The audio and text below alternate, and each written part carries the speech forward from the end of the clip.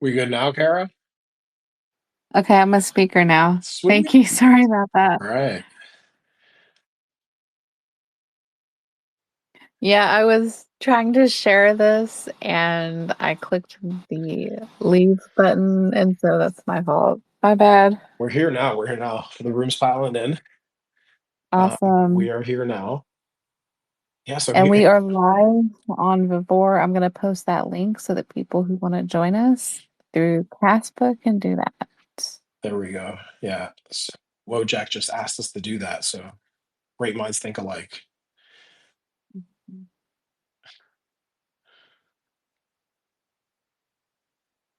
Well, welcome to Blockchain Banter Beneath the Surface, episode 13.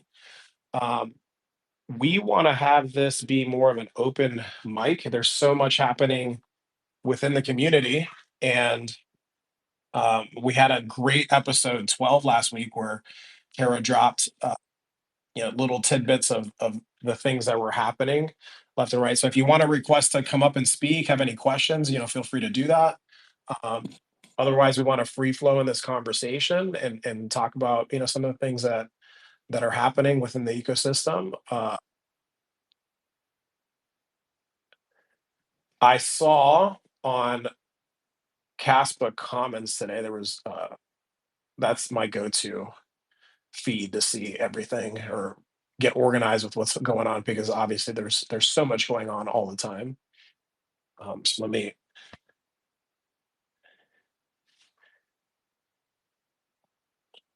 get there. So last week, Kara announced that testnet 12 was something that launched. They have that pinned as a post. Something really cool I saw that wanted to share with the community in case you guys missed it, but just posted about 11 hours ago. Cascade testnet is coming soon, so that's pretty exciting. Really looking forward to what we're going to be able to do with that.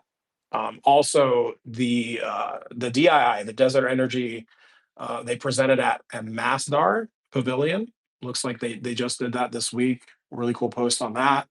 I see the KII in here. Appreciate everything that you guys are doing, no doubt. And that's some very exciting things that are going on. Um, what else we got? So yeah, I'm gonna give you guys a chance. If anybody wants to come up and be a speaker and get into the conversation, feel free to join. In the meantime, we'll let people pile in. Awesome. How you doing, And Kara? How you doing, Kara? oh man, I'm good. I love who our speakers are, and if anyone wants to come up and speak, especially I don't know if Rory's in there. I see Kaspa Key. I know you gave a fire on Monday's blockchain banter last week.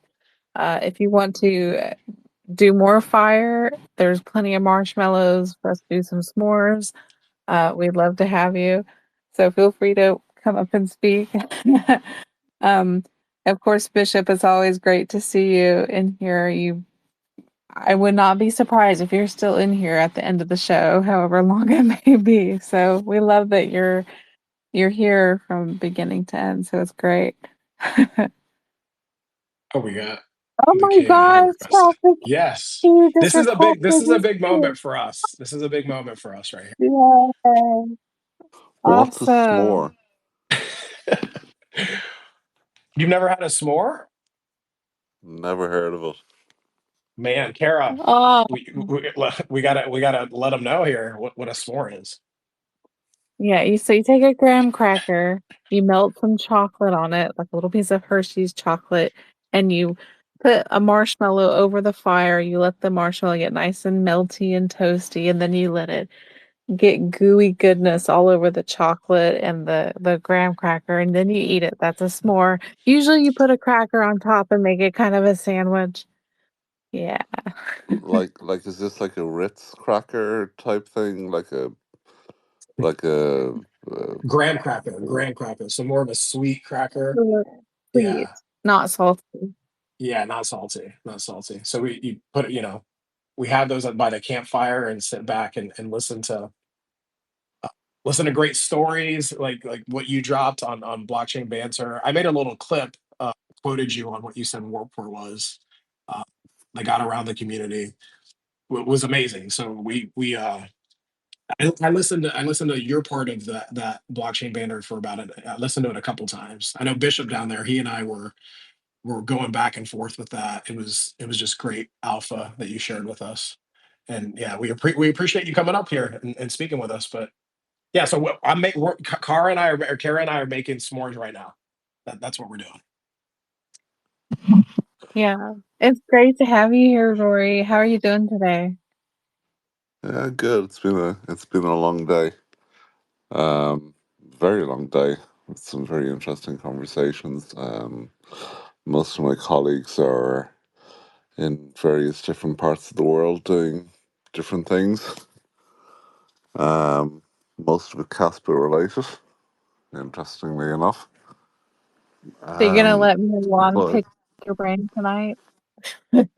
yeah, sure. I was Okay, having I've got a question for you. a I want to start. philosophical debate with Grok on something because I just was trying to pick apart an idea. Uh, having a chat with Grok in derangement mode is actually quite therapeutic sometimes, especially when dealing with crypto Twitter. What's the most I exciting I agree. thing I agree. that you talk with it about? Conspiracy theories related to what KI are actually doing. Well, you that's up your alley, Kara. You just said the perfect answer for Kara. Yeah, Like, yeah, wow. yeah. Yeah, I You had a said the read of magic your word. conspiracy theory conversation, Kara. It was very interesting to say the least. She's always putting on that tinfoil hat. Always, it happens. It's probably happened every single episode, and she'll bring a perspective Yeah, from that lane. So beautiful answer for yep. Kara, no doubt. Do you wear Yeah, a it's tinfoil hat, Rory? yeah. Go on. Do you wear a tinfoil hat? Oh, do I wear one? No, Yeah. I don't. But What I about actually. metaphorically? What about a what? What about metaphorically? Metaphorically, no. No, I don't wear anything on my head. I have a Caspa woolly hat, um, which has a Caspa logo on it. I've only worn it once, despite living in Ireland. I don't really wear it. I have a nice fedora style hat from my days when I formerly lived in a very nice part of the world. And Wow. I have a DII baseball cap. So there, I own three hats. Nice. I'm working on an anti-mind control hat using Faraday fabric that has copper infused into it so I can protect my mind from electromagnetic whatever could be coming my way. But I need to sew it. It's going to take me a little bit of time to finish it. So a Faraday cage for your brain. Yes, exactly. Cool. It's not the first time I've built one. I did one with some 3M fabric about 12 years ago, but this time I figured I'd try copper and have better luck with it. Here's the problem though. The fabric that I have, although when I say fabric, it almost feels like wrapping paper that's metal. So it doesn't really feel fabricy. When I put my cell phone under the fabric or around it, immerse it in it, I still get Wi-Fi signal. So I'm not exactly happy with my fabric. I think maybe I got duped. uh, so I might have to get a different fabric because now I'm paranoid about my about my Faraday fabric. Why don't you just go on to Alibaba and buy yourself a signal jammer? Well, because I want to put it on my head. You can put I it in want your to wear it handbag. on my head. Well, yeah, but Um, that's just to protect my phone. I want to protect my brain. okay.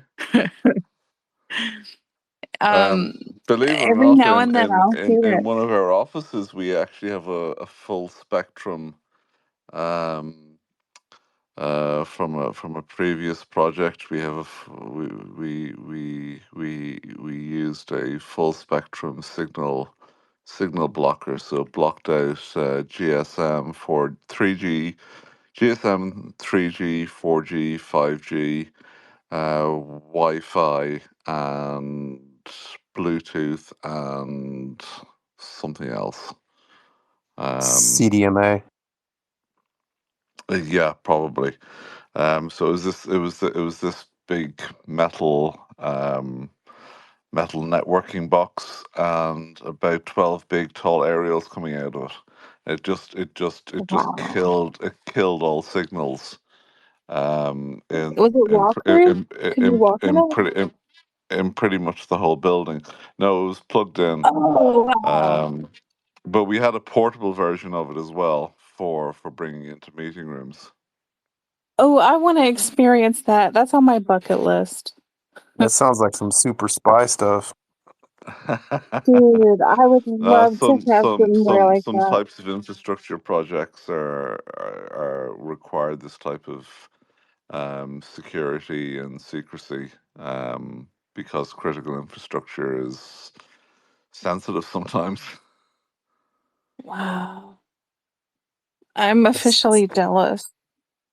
So does that help you with your conspiracy theories? Oh man, I love this. I mean, you should see the conversations I have with people about anti-jamming and anti-mind control and all. I mean, this is yeah. This is right up my alley. Ask Juan. This is just what I do. I don't know. Maybe you should make a special project for Caspa to educate the Caspa community on neurolinguistic programming to influence people into the Caspa ecosystem using NLP. I could do that.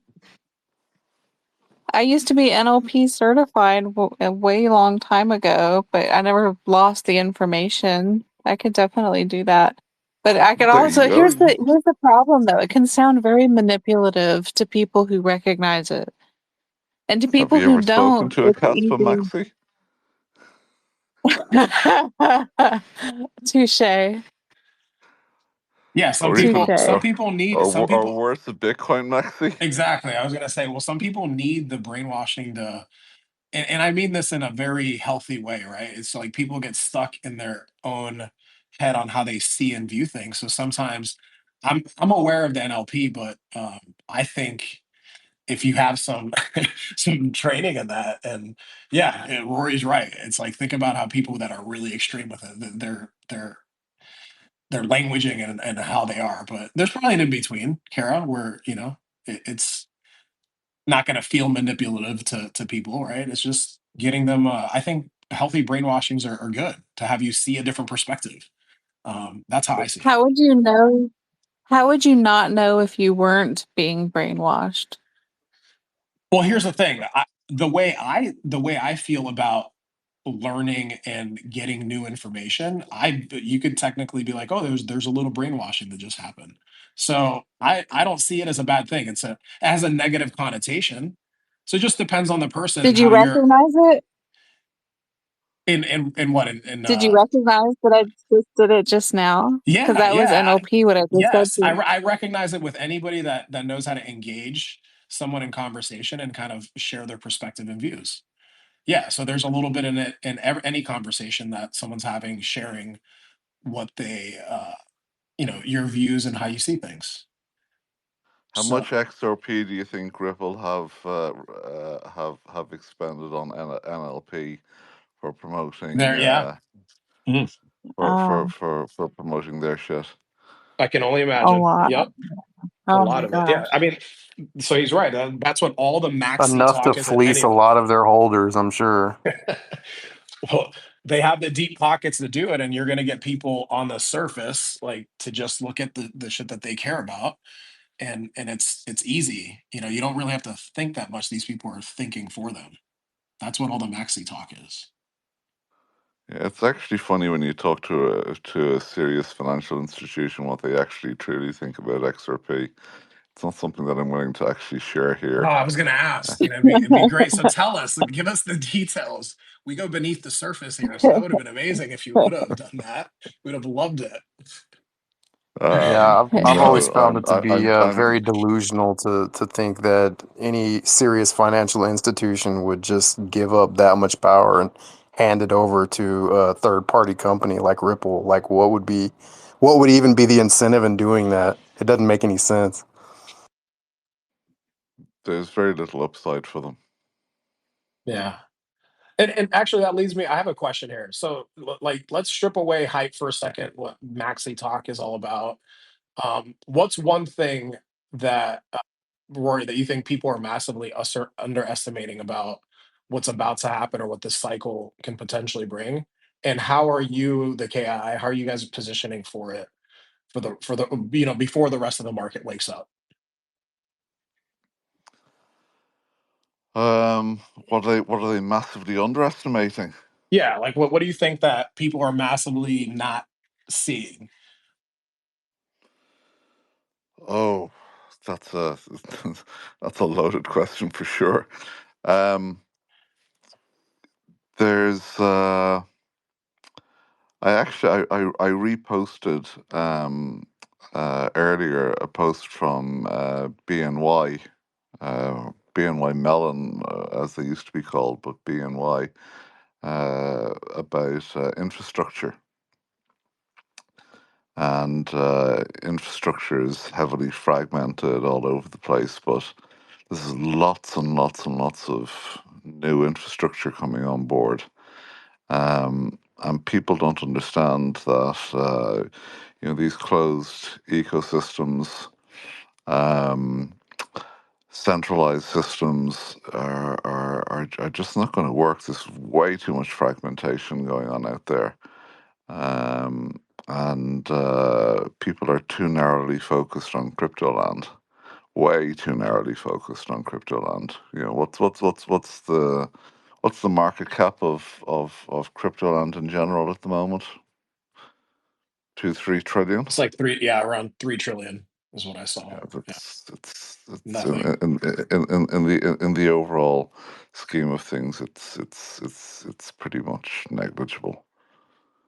And Um, I like that part that you spoke about with the other blockchain banter on last week, where you mentioned that really hit me, where you said people need to get away from thinking just crypto, and because again, speaking of NLP and languaging, it it has mostly a negative connotation outside of people that are in it.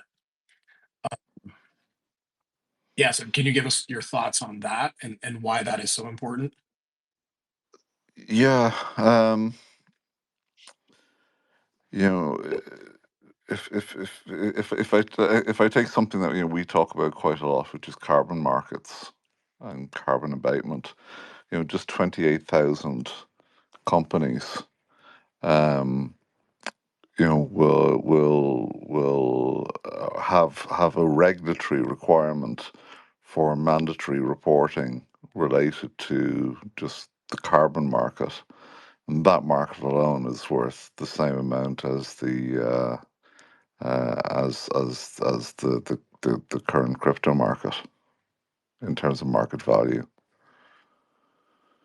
So that's just something that's just one tiny little element of the energy sector. It's a drop in the ocean. Um, you know, it's That's true. interesting. Yeah. It's a couple of nuclear power stations. Right. And so when you put that into perspective, the numbers, right? The market cap only being, I mean, to me, $1 trillion is a lot of money. A million is a billion, but I get it from your view and how you're speaking about that. So yeah, so I mean, you kind of mentioned it earlier with think about the way the maxis talk. So when you hear, Bitcoin's already won, and you hear the rhetoric from some of these big influencers, specifically the sailor maxis is what I call them. What are your thoughts on that? Are they doing major NLP? I know Bitcoin doesn't have a marketing budget, but they have enough money within it that they like these memes and these I call it propaganda and on the surface type of phrases that they get people to say so that they don't have to think. What are your thoughts on that? They're going to put themselves into a self-induced death spiral at some point. This whole hodl mentality, buy Bitcoin at all costs. You know, Bitcoin can be used for everything. It's just nonsense. It can't. It is digital energy. Yes, it's not a very efficient form of digital energy. But the whole this whole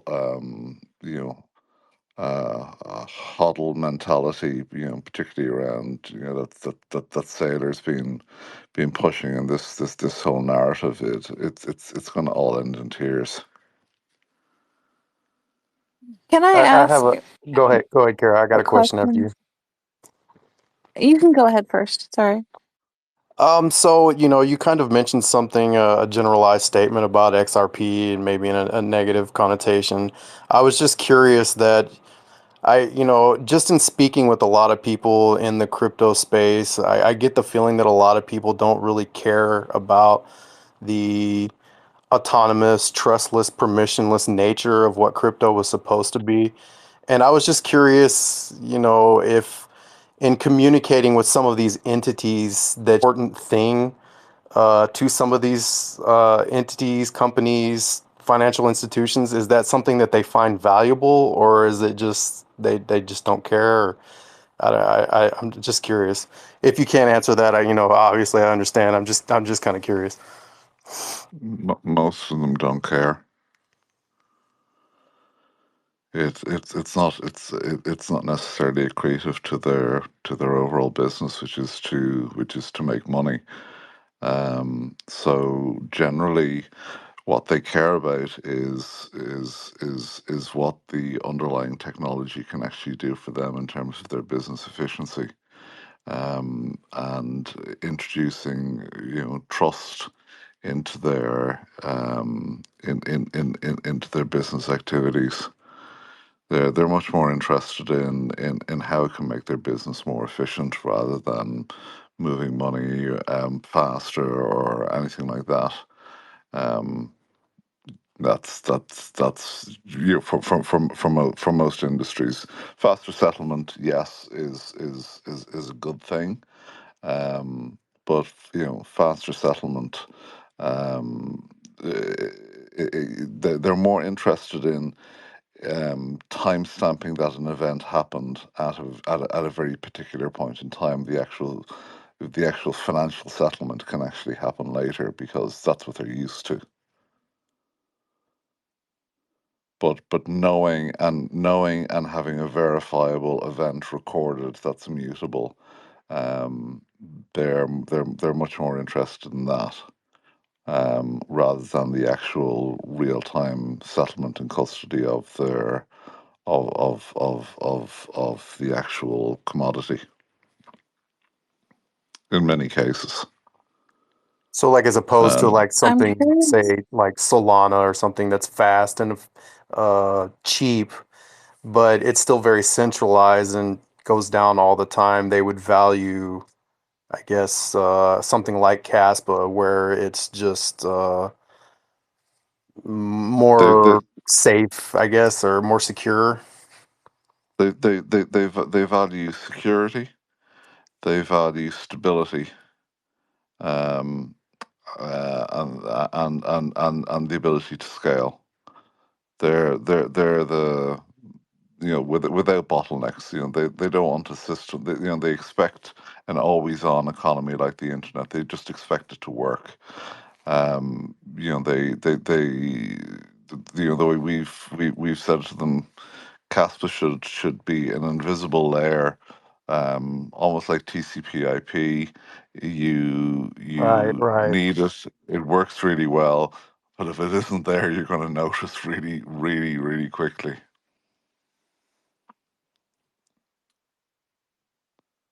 Cool. Thank you for that I'm response. curious about the carbon markets angle. Y- So there's a lot of elements. I guess I'm thinking of this in terms of the periodic table, that there's different elements, I guess, within energy that can be monitored. And I guess this is how a lot of it is monetized. Can you explain this to me like I'm 5 years old? The carbon markets. Well, I'm just Um, trying to understand it because people have asked me about this, and I've read the DII documents, and I get that there's the goal of 0% carbon emissions, and that there's big corporations such as Google, et cetera, who are aiming for that as well over time. So I see that there's a market for reducing carbon emissions. But when you say carbon markets, can you explain to me what that is? and that's the problem. There is no single market for carbon. It's all siloed and fragmented across standards, dozens of different methodologies, various different agencies who issue carbon certificates or carbon abatements or renewable energy credits.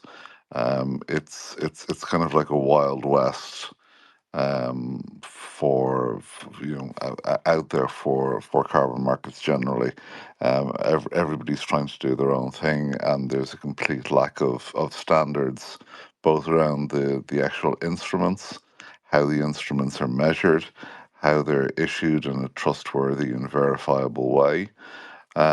Then you have a whole bunch of regulatory layers and taxation layers on top of that have been brought in. Some are mandatory, some came in from the 1st of January this year, like the CBAM rules in Europe, which is called the carbon abatement mechanism, which effectively it's a way for the EU to tax um, certain materials that are imported into the EU that if they were made in the EU, the EU would pollute, but they may be made outside the EU. So what they want to do is avoid a carbon leakage. So instead of a cement company making cement in Italy and paying carbon taxes, they want the cement that's made in Turkey or elsewhere outside the EU to pay for the carbon. So the EU is kept clean and not sort of outsourcing its dirty production work. So they brought in these rules called CBAM, which requires measurement and reporting, and then uh, a carbon market to be created to pay for this for this pollution. So it's a polluter pays, and even if you try to export your pollution elsewhere and you want to import the end product like steel or cement or whatever else it is into the EU, then you have to pay. So there's 28,000 companies affected, but it's not only those companies who are involved in that sort of outsourced pollution. It's their supply chain as well as then the logistical and transport of that. So the entire carbon footprint of that product then needs to be measured, it needs to be recorded, it needs to be verified, and it then needs to be paid for. What And would you you you say then in regulation you would change if, because I remember hearing that there's I think I heard this from you or someone in, I don't remember, in the realm of key, I guess we'll say, uh there's a push towards, I think, less regulation.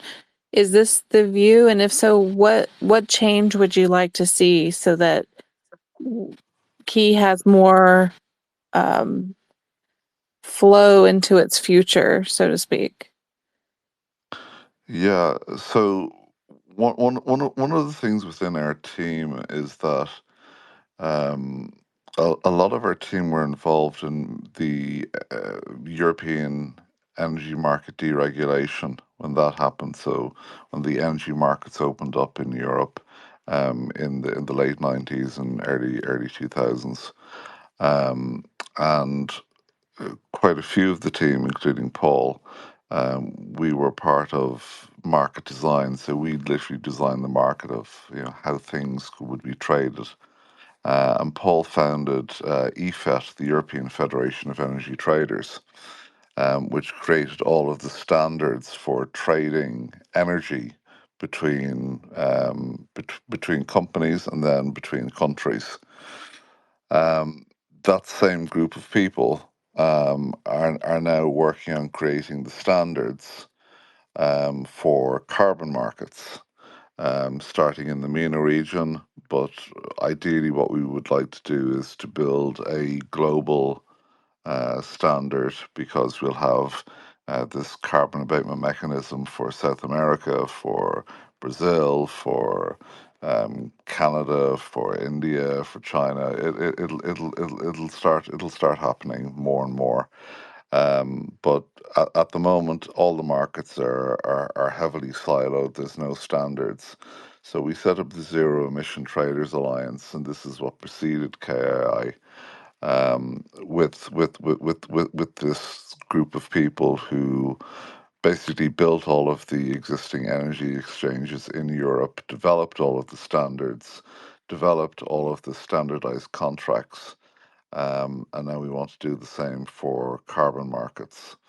But shortly after the Zero Emission Traders Alliance came together to build these standards, um, uh, I think about 3 months or 4 months later, we discovered Kaspa, and it was a missing piece to make sure that we could actually do something on chain securely and develop the market the way we would have liked to have done the market 20 years ago.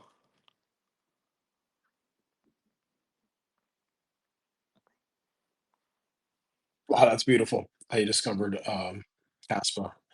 And so we have a question from the audience. I did ask him to come up, from Bishop.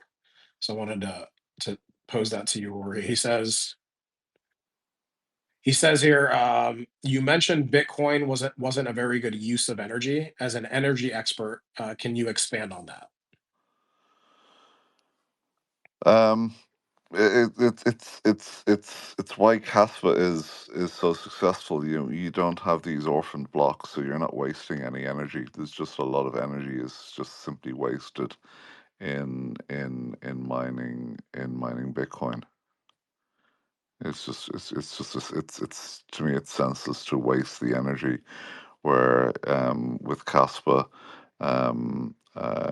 it's used there's no orphan blocks, and those extra blocks go towards the security of the protocol. So it's a much more efficient use of energy.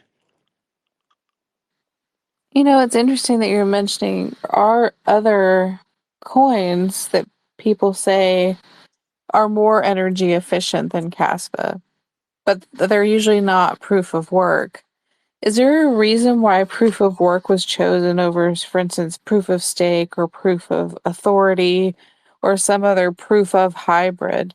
I mean, it seems as if proof of work is a no-brainer because it requires the proof that energy was created, I'm guessing. But I'd like to hear from you. How would you lay down why proof of work was chosen? Well, proof of work is just that. Energy is uh, energy as in a kilowatt or a joule represents a unit of work. So you're literally taking a digital, or you're taking energy. You're processing it through solving mathematical problems and producing an output, i.e., work. So you're actually converting it in the same way that if you're running a gold mine, you would use diesel, you would use electricity, you use all sorts of different energy to mine, to process, to refine, and turn the raw extracted ore into a finished commodity. With Kaspa and Bitcoin, you're doing the same thing, just digitally. Do you see proof of useful work as being something that is down the road for Caspa? And do you think this is something that he would be a part of using? Possibly. I personally haven't looked all that much into proof of useful work. It's something we're aware of. I've no particular opinion on it at the moment. Can I ask a conspiracy question about this? Okay. I'm going to throw a hypothetical. Let's say that there's a proof of useful work out there and it allows for extra energy to be monitored that would give an advantage to someone who needs monitoring of that energy. I don't even know what I'm saying, but uh, would that create an unfair situation? Is an advantage in that situation an unfair thing in energy, or is it all fair because anyone can mine it? I guess I'm just wondering, knowing that we don't even No, have this in place. it's all fair. Energy is something that can't lie. A kilowatt is a kilowatt. A joule is a joule. You can't fake energy. Even if computing power is giving an extra boost because it's useful, even then it's still fair. Yeah, you get hardware efficiencies. Just like you put the same amount of fuel in a car engine becomes more efficient. Hmm. Um, I it, hope it, that's it, the it's still case. it's still the same energy in, but you're getting more out. So as we go forward, if energy gets cheaper, then hopefully and mining becomes cheaper, then hopefully you get more money in terms of security budgets. You get more people who are mining if energy and compute gets cheaper. Who are going to make more money from securing the network. I see Um, Odie on the panel, and also Millennial has been added. Crypto Odie, if you'd like to ask anything, go ahead, buddy. I was laughing so hard at your Faraday cage stuff. That is, and I have a suggestion. I would say silver chainmail, like Elf from Rivendell, would probably be, because silver is the most conductive metal. So if you're gonna have a Faraday cage, go with silver. Comment on a couple things that were talked about here real quick.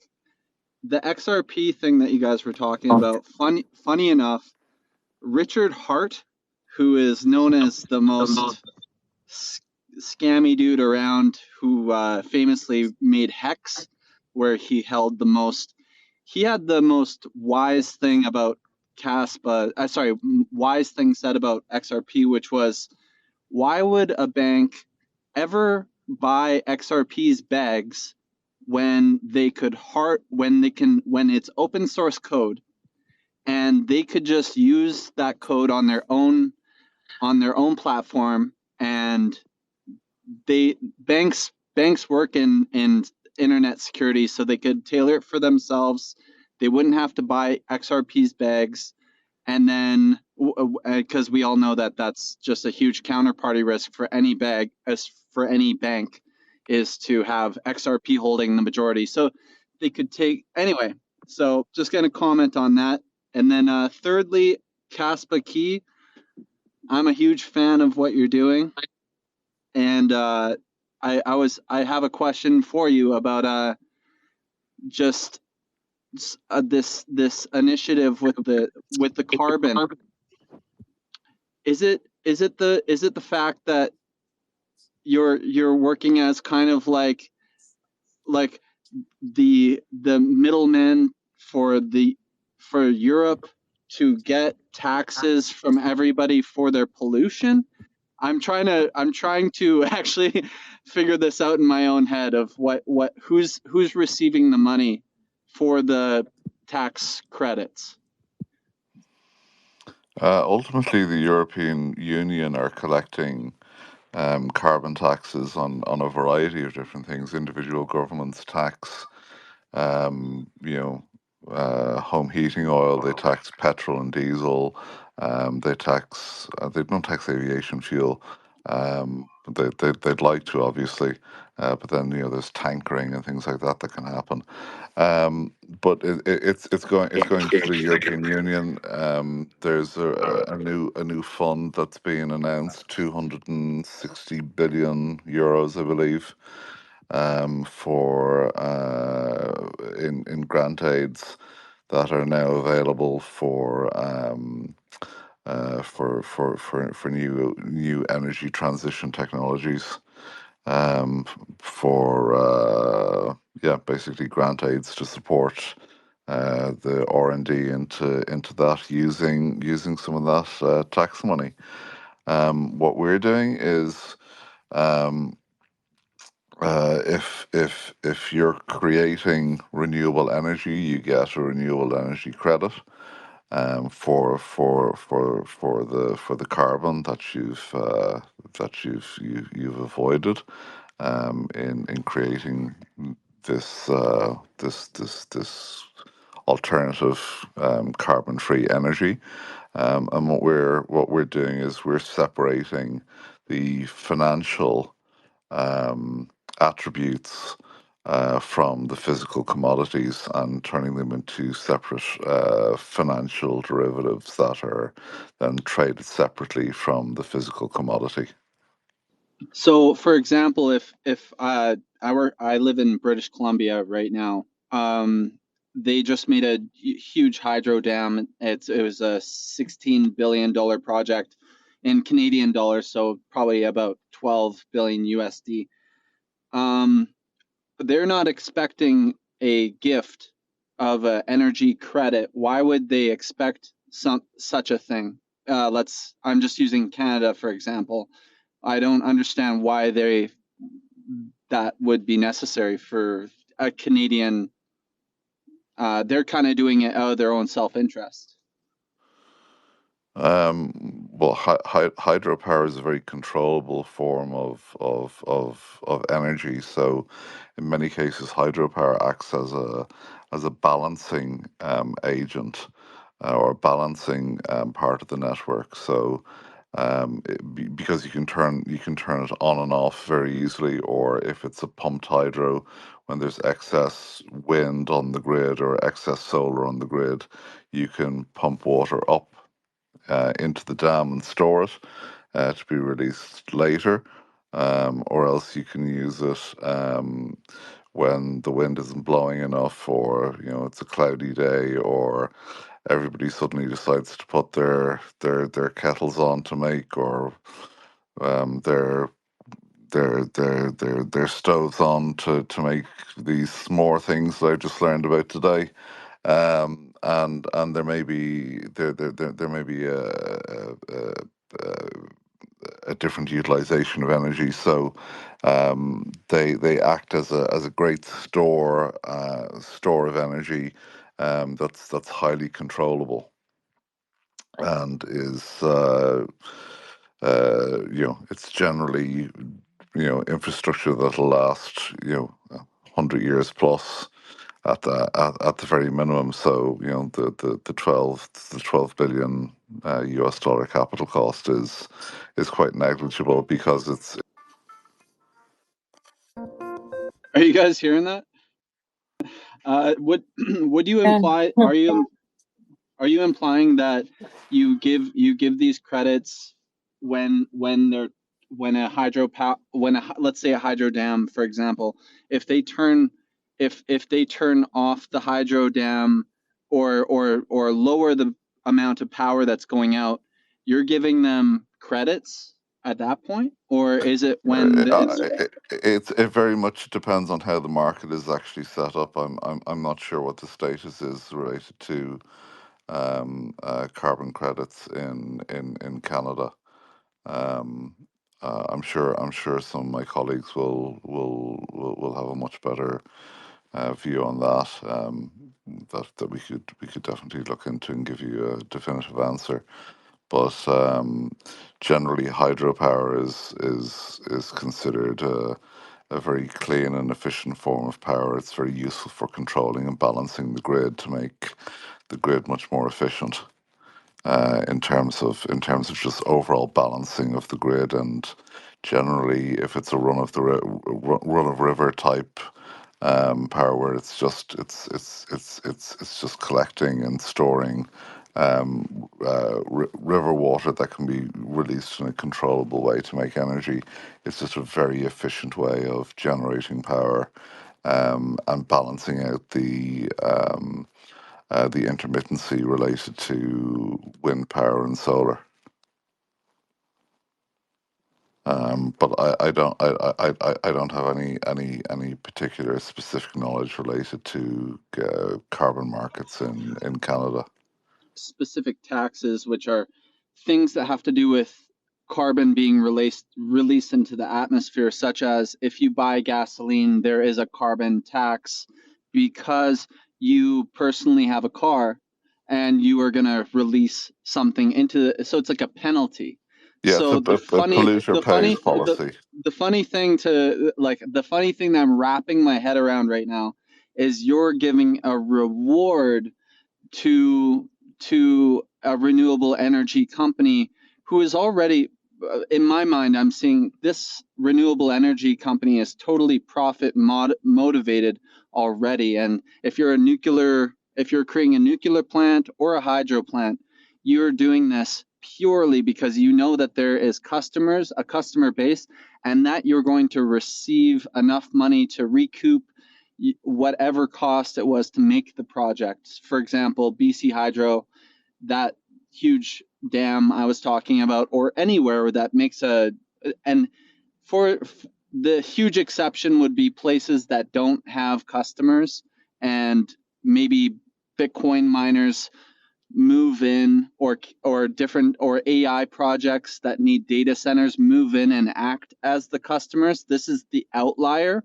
But the thing that I'm kind of confused about is your Kaspa Key gives credits to these renewable energy sources. It sounds like a subsidy to me, and I'm confused because these are already profit motivated projects that are already making money. So if you're giving them an extra subsidy on top of that, and I guess why?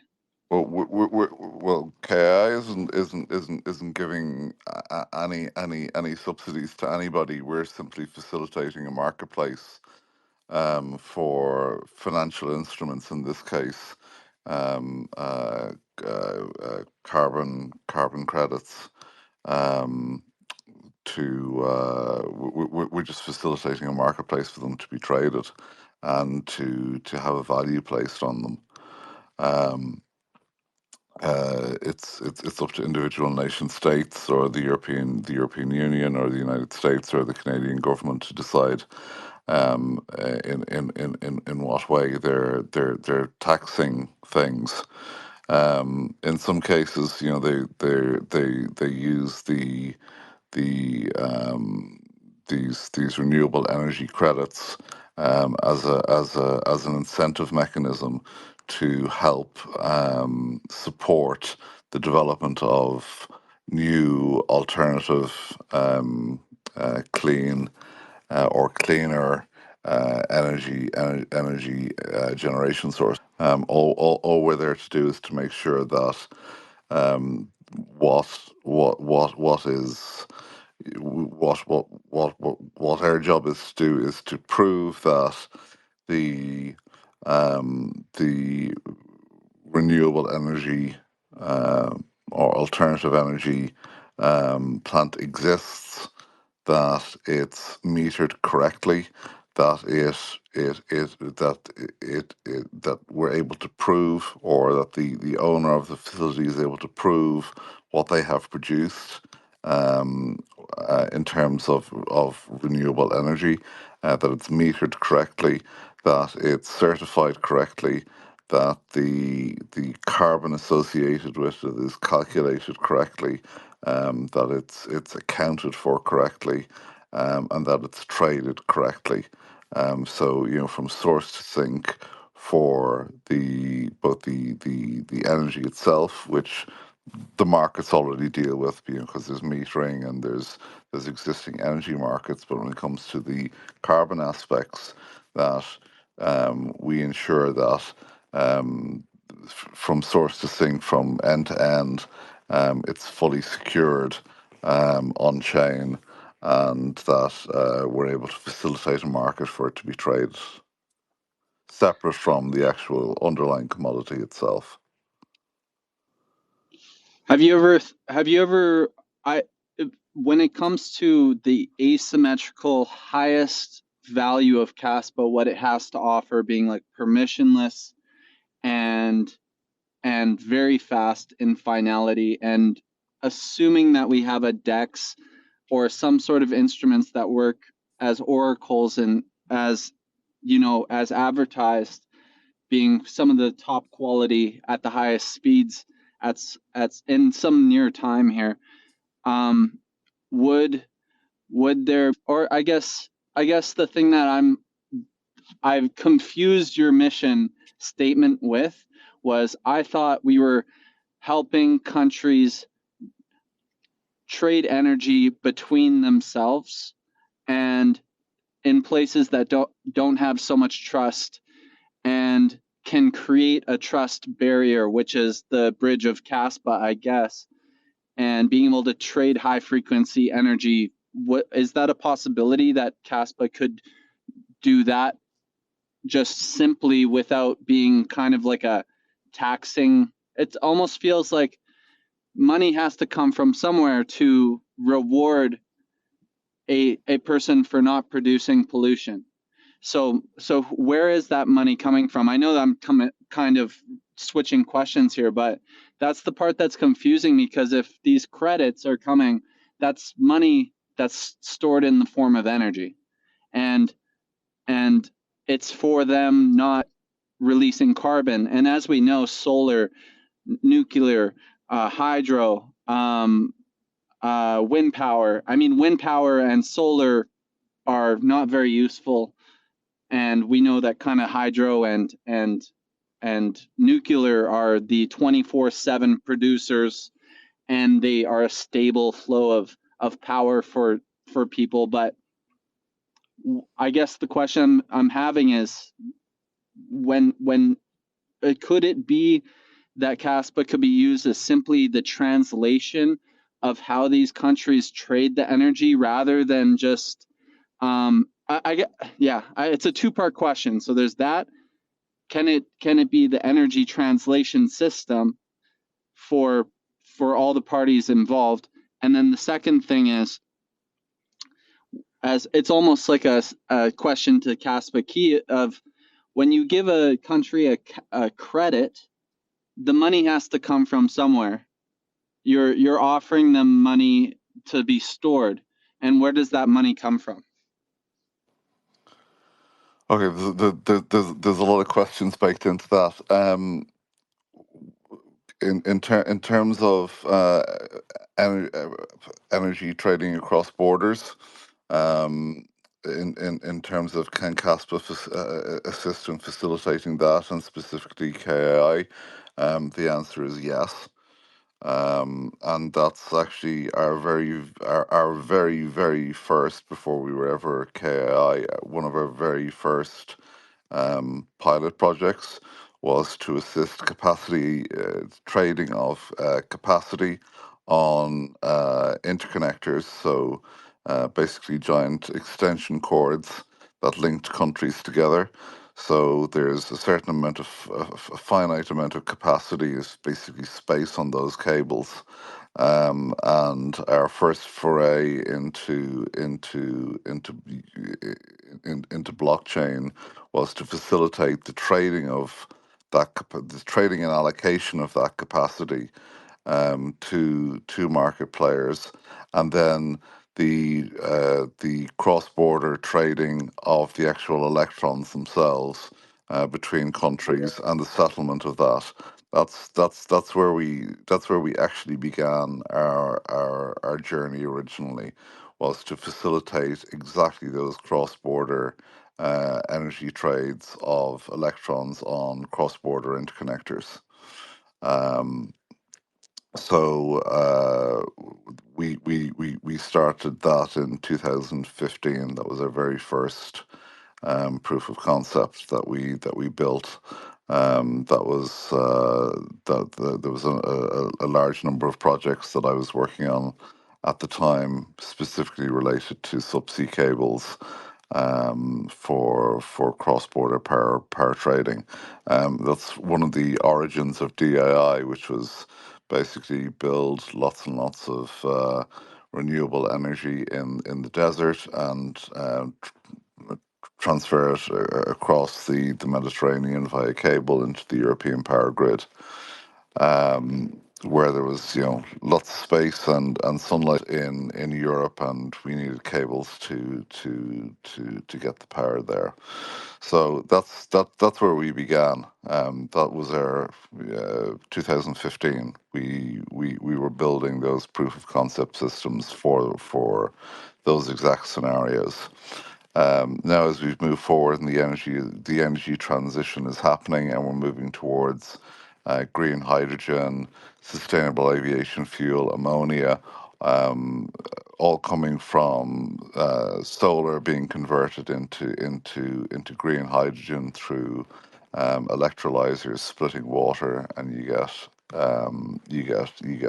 hydrogen through the electrolyzers, through electrolysis, or ammonia or sustainable aviation fuel.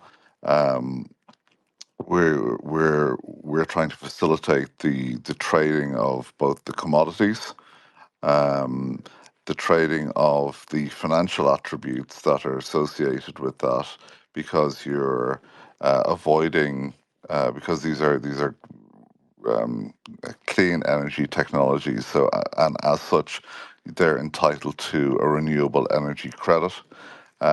So what we're doing is we're facilitating the trading of both the physical commodity and then the financial attributes associated with it, associated with the carbon the carbon credits that come with that. So then polluters who are doing dirty things, they then need to basically pay for the pollution. So they buy up these credits to offset the pollution that they're actually emitting into the atmosphere, and we're simply facilitating a marketplace for that trading to happen.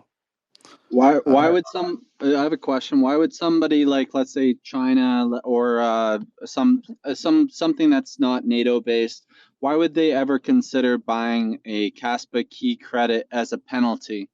And what would be their incentive to ever even care to do such a thing? Because it's mandated under the Paris Agreement. So there's a whole series of global agreements in place that have effectively mandated this, including mandatory reporting upcoming for carbon reporting mechanisms in financial statements for large companies. Right. And okay, So honestly, environmental this is reporting. clearing so much up. I'm not, and actually, I'm not even like I'm not a fan. I actually I just like the clarity that Kaspa Key sounds like a regulated mafia boss type of entity, which somehow within standardized rules can benefit certain jurisdictions or penalize other jurisdictions. It's No, it sounds we're completely neutral. The KI Foundation has one simple mission, and that is to promote CASPA to industry and enterprise. I'm saying that That's their sole goal. I'm saying that tongue in cheek, by the way. But what you've described is we're using a let's say a Paris Agreement. I'm not so sure exactly what that means, but like I know it has something to do with like, hey, let's promote renewable energy and let's penalize carbon emitting energy sources such as coal, such as natural gas, if that's, and whatever else, maybe burning oil in order to create energy. And so on some level, you're working as a middleman, a legal middleman, which they paste the rules into the protocol, which is Kaspa Key, and then Kaspa Key is distributing the either benefits or the penalties somehow to different jurisdictions depending on how they're generating their energy. Is that not kind of No, close? no. Kaspa Industrial Initiative Foundation is simply to promote Kaspa technology for all industries, not necessarily energy, all industries, to promote it as a useful technology, as a global sequencing layer. That's what our core mission is. We just happen to come from the energy industry, and we want to use CASPA to act as a market enabler to facilitate these markets using CASPA as the underpinning in infrastructure, That because that okay, that sounds like the first initiative, but what I'm talking about specifically the carbon credit one.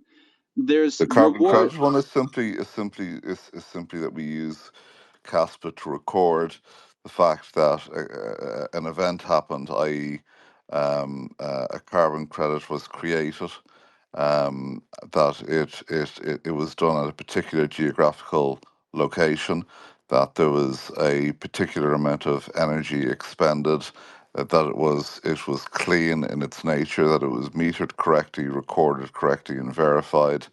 It becomes a valid financial derivative, and we then use Caspa as a as rails for trading that financial derivative as you would any other financial instrument, So or meme token, or coin, or stable coin, or anything else. We just want to make sure that the system is fraud resistant, and can't be altered, and is immutable. right. And as you were saying, these credits would have some sort of value towards, like, let's say somebody who's doing behaviors which are promoted by this Paris Agreement. Let's say they were doing behaviors which were not which were generating energy without any carbon emissions. So they would bring some value towards these projects. A credit kind of implies that it has like it's a gift of some sort. It has some stored value which they can use. and in a monetary way. Yeah, you're creating energy without causing a carbon emission into the atmosphere. So the whole idea is, we want to, depending on your view on climate change or anything else, but governments have decided that they want carbon in the atmosphere reduced. So they brought in place these various different international agreements and treaties, and we just want to make sure that there's the rampant fraud, siloing, lack of global standards is reduced in terms of um, uh, in terms of fraud, in terms of creating tradable markets, so that we can actually establish a true price for carbon, and carbon instruments, which can then be used to finance more renewable and alternative energy, clean energy, zero emission type projects like green hydrogen, for example, or ammonia or sustainable aviation fuel. I personally am. I'll remain neutral on carbon, like global climate change. I'm actually just pro Kaspa security budget and pro transactions, but and and I find how countries make their energy is kind of like I'm a little bit hands off with it, but this initiative is more hands on with it. I'm actually neutral. Like if you're working as just a middleman, uh, that's totally fine with me. But it does sound to me like there is a penalty or a reward that is going towards, let's say, a penalty towards a carbon emitting form of energy production, and then a reward going to uh, a carbon saving method of energy production. And all I want to know is the mechanism of where that reward comes from and where that penalty comes from, because it sounds totally inherent to what this plan is all about. Well, from my perspective, just to hop in for a second, it sounds like that the countries will be transferring the reward on the rails of Caspa, but it's not Caspa that's going to be given the credit. The countries and the people that are in the markets will be transferring the rewards. They'll just be doing it on the Caspa rails. Yeah, we're simply acting as the market enabler and using Caspa as the market enabling rails to do it. But we're also using our experience in market design, from the energy sector, to actually put proper rules around how the credits are created and actually traded, and then creating a venue like a Binance or a Coinbase to facilitate the trading of those financial instruments and the actual commodity as well.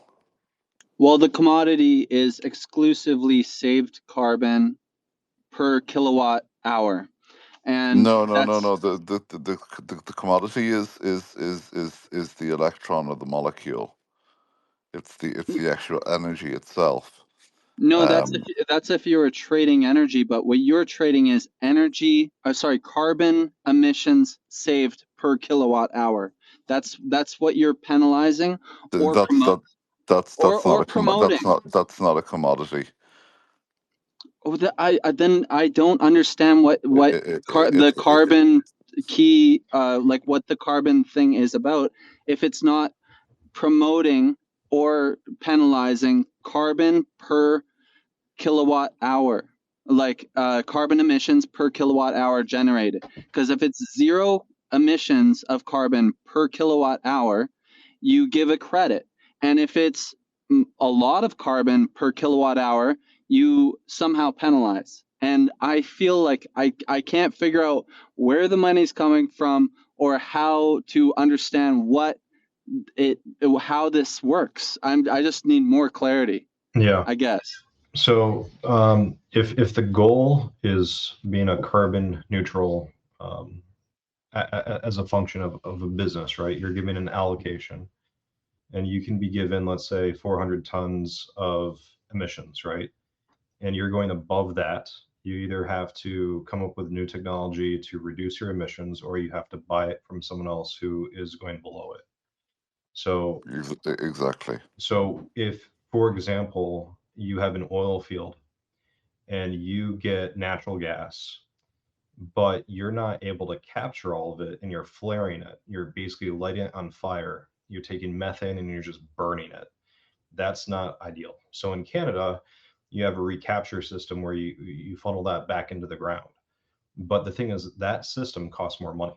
So either you charge and penalize someone for doing something bad, right? Or you incentivize them to invest into doing something good. Or if they refuse to do that, they have to go out there and find someone who's doing good and use that to offset the thing that they're doing bad. But their You know goal is to what? be And neutral. this kind of clears stuff up. But my main retort to that is every country is so individual in their carbon Footprint. in their carbon methods. Sure. Let's look at And Russia. that's But not wait, even let me that's not finish. even Let me that's not finish even this. country, that's Wait, dude, states too. let me finish. Let me finish. Look at Russia, look at China, look at Canada, look at the EU, and if you try to standardize that through a token and say, hey, listen, we have this token and we're going to standardize the way that you do carbon emissions. I guess my question is just what would let's say is like that's my main question is how do you get countries to even participate in such a thing? Because they're all so individual with their policies about carbon and taxing. So legislation, you can even go deeper, is like state level, right? So the pricing in Canada, for gas, oil, and everything can there's a big delta based off of where you are. But in California, you can pay a lot more at the pump than in Texas. Like people kind of get that. You pay different taxes. You have different offsets. You have different kilowatts per hour. But I think the Yes. idea is that you're saying that it's supposed to be universally fungible. I don't think that's necessarily what anyone has argued. That it's if you think of each market like NFTs, um, it's not necessarily fungible, right? So you can have there's currently different rec markets and VEC markets out there. They're completely separate, and the value of those credits are different in those different markets. And the problem is the markets are so unbelievably fragmented and siloed, and there's no standard way of trading them between markets at the moment. Different. Yeah, that's my big question is because if you can't even get US states to agree on what's a good amount of carbon emissions, how do you plan on standardizing carbon emissions? It sounds like something that's very anti-free market. By the way, I'm not pro or against climate change. Like I love the idea of renewable energy. I think it's very good for miners. I think it's really good for humanity as a whole. Like the climate excluded. That's my position. But how in the hell, if two states can't agree on it, how do you plan on standardizing such a thing? So sorry, I'm jumping in here a lot, but you can have two states that have different rules and regulations for everything and anything. That can be across the board on anything that's implemented, period. So energy rates, if there's a monopoly on energy, if you're in certain places, they have free markets. ERCOT, for example, in Texas, you can have multiple, energy providers and generators. You go to New York, you just have the one transmission. So some places you have choice, some places you don't. But that doesn't mean that the result is always going to be the same. The equality of outcome isn't guaranteed. What you're trying to do is just get something into a point where it can be interoperable. That doesn't necessarily mean that they're exchanged in the same form or the same value. It's like saying you can go to an exchange right now and you can exchange Bitcoin for Ethereum. That doesn't mean they have equal value, right? But it just means that you can convert from one thing to another because they're in the same platform. Well, Right now, a if there was no standard exchange, how would you? Well, a standardized price would imply that BTC, Ethereum, Solana, ADA, and Kaspa all cost the same. That's standardized.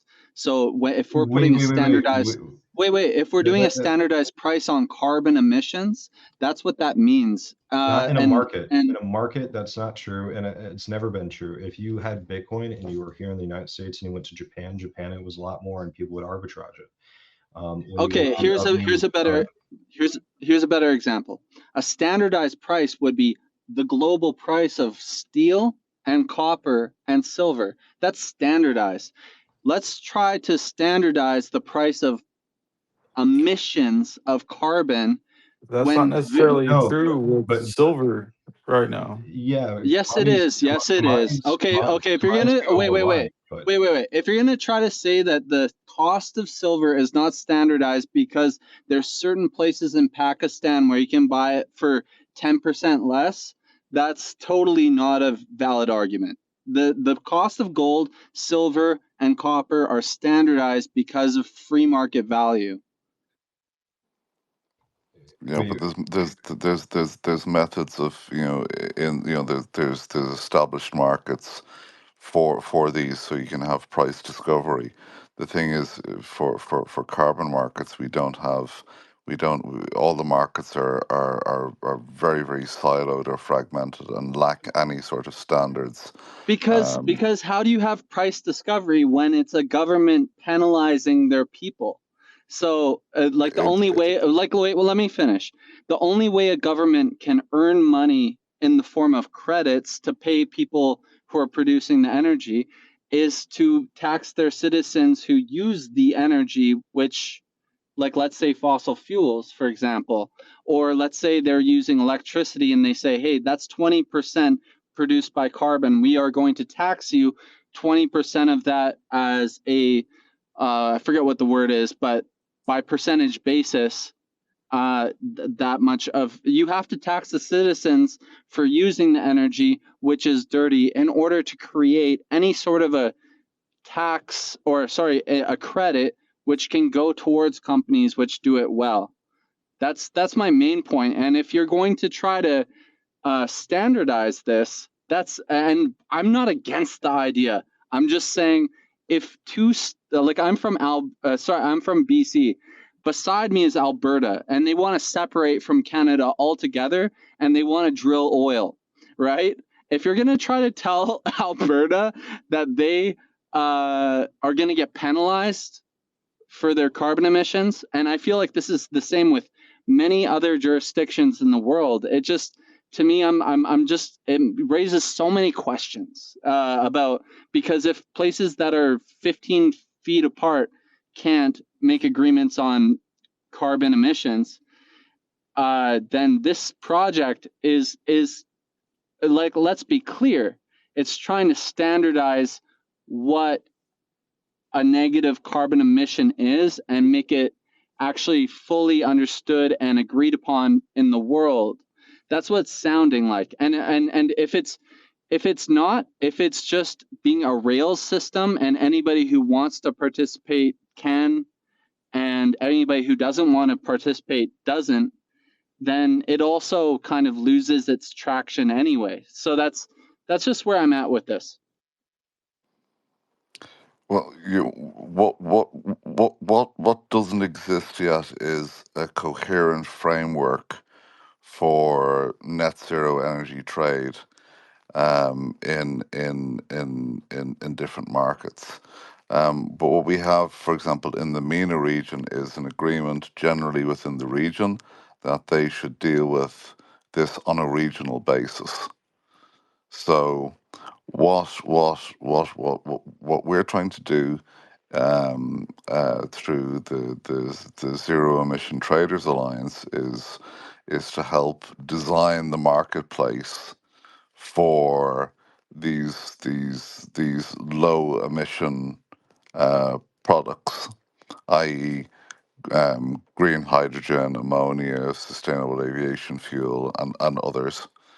And then what we want to do is the carbon attributes that are associated with them. We want to separate those financial attributes from the actual physical commodity and create a transparent marketplace with standard agreements for trading them from peer to peer, or just a traditional OTC deal on paper first of all, and then to transition that onto a digitalized system using the certificates on a tokenized basis, so that they can be traded then digitally and securely and immutably without any ability to create fraud or anything else related to this. So we want to make sure that when we have an MRV device, where we actually measure the emissions from a particular industry or plant, that the, those records are immediately recorded on Caspa, so that it's who polluted, uh, what the volume of carbon was per ton, what duration, when did it happen, and where it happened.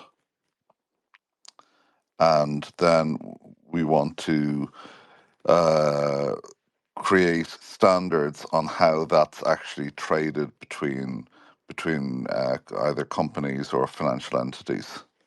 So that's the first bit. So that's the market design piece that we have to do first.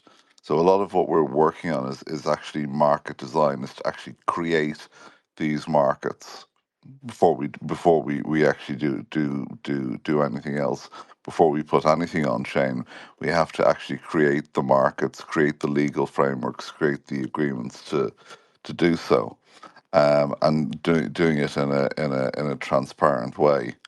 So we take the energy source, we get the carbon certificates, we get the carbon abatement, we get the guarantee of origin, and then we create both a traded physical market for the commodity, and then a virtual market for the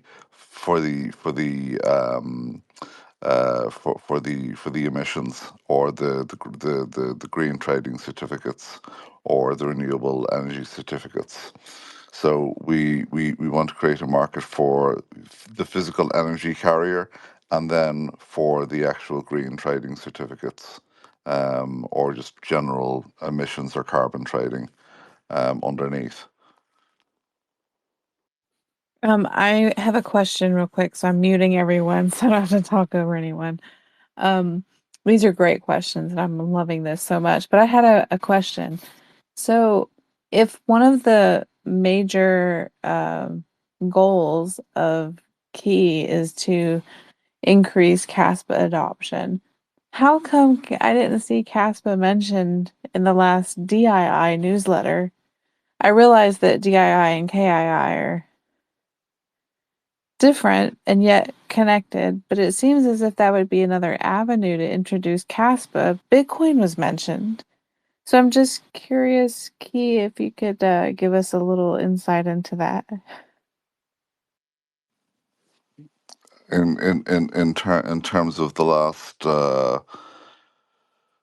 DII market study, those market studies are prepared long in advance of many things, and DII, we're with our partners in DII, we're working with them step by step to slowly introduce Kaspa on a very careful basis. So it's very much about one-on-one meetings, personal introductions, personal relationship building, um, at the various different ongoing meetings that we have within the group, leadership summits, working groups. We're talking about CASPA within those particular groups. But those reports are produced months and months before actual events, and in many cases worked on by external partners. So there's a lead time between DII publishing something and in particular about CASPA or KII. Thank you for answering that. Juan, did you have anything you wanted to bring up, or any comments or questions on this? I'm enjoying this so much, I can't even tell you. I'm definitely gonna have to listen back to this for all the nuances of how these markets work and how trading happens. And Odie brought up good points about taxes and citizens and standardization and how this is going to work, and middlemen and markets, and how decentralized these are, and what KRC bot said about how these oil companies there's so much. Yeah, Juan, go yeah. ahead. I'm with you. I'm with you. I'm definitely gonna listen back to this. I typically do on our shows to get more insight on everything. We had the crypto OD takeover, but I thought really good questions, and appreciate Rory answering. The bot coming up like you said. Um, yeah, I don't have any other questions, but we have Millennial is first time on the panel. If there's anything that you want to say, I know you came up and gave some input on what you thought with Odie and K and Cass McKee going back and forth. But if anybody else wants to chime in or ask any questions, feel free. Yeah, so I guess this would be like just for like the community in general. I didn't know if there was any inroads being built into the Cubic project. I thought that was a really interesting project.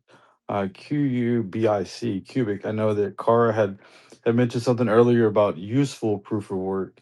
And so I've been doing a little bit of research on that, but I didn't know if there was any bridges being built. I know that they're building bridges onto like the Solana network and maybe some other networks, but I thought it may be beneficial, not necessarily just for KII, but just for Casper in general, to maybe try to find some inroads into that project or vice versa. And I guess on the other note, I guess I was like impressed with the KII attendance at the Desert Industrial Initiative. I guess I would be like, Kara, is there any relationships that have been built because of that meeting and that presentation in Dubai? I'm Um, gonna have to give Rory that because I wasn't there. yeah. So within KI, we have KI Foundation, where we have 9 people working, excluding our devs, which represent another 6 people. And then we have a separate group which we call KAI Special Forces, which represents about 33 people. Um, what specifically came from the last summit in Dubai was we had a lot more uptake and interest in Caspa, um, and it's particularly because of how we frame it. Um, we don't talk about it in terms of crypto technology or blockchain or anything like that. We talk about it as a secure piece of global infrastructure for sequencing data. Um, that's yeah, we position it as a global sequencing network. That's open and permissionless and immutable and scalable, so that you can record all sorts of transactions um, uh, on a like a blockchain, but just way faster and way more scalable, because most of the industry is very jaded when it comes to blockchain, because everybody wants to put everything on blockchain. So we've had to frame Caspa as something new and different. Um, and once people understood what it could do for the energy industry, particularly in terms of facilitating trading, facilitating anti-fraud measures, facilitating logistics and various other things, they started to take a much greater interest in it. So they do see it as a piece of core missing infrastructure, and that's what DI is about. It's about adopting and helping to promote and enable new technologies come into the market. And in terms of the energy transition, Paul redesigned the types of activities that DII wanted to get involved with, and he published his DII Clean Energy Pyramid.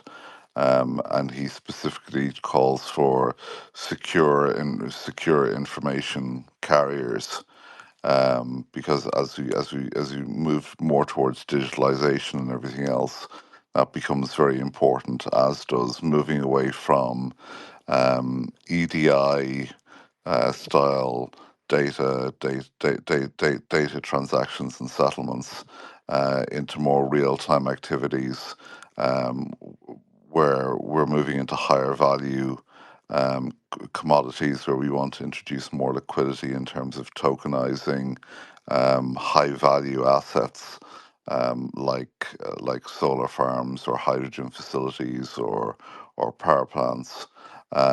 It requires an ultra secure and high speed network to do that. So we framed Caspa as something completely different, non crypto. We've framed it as global infrastructure that needs to be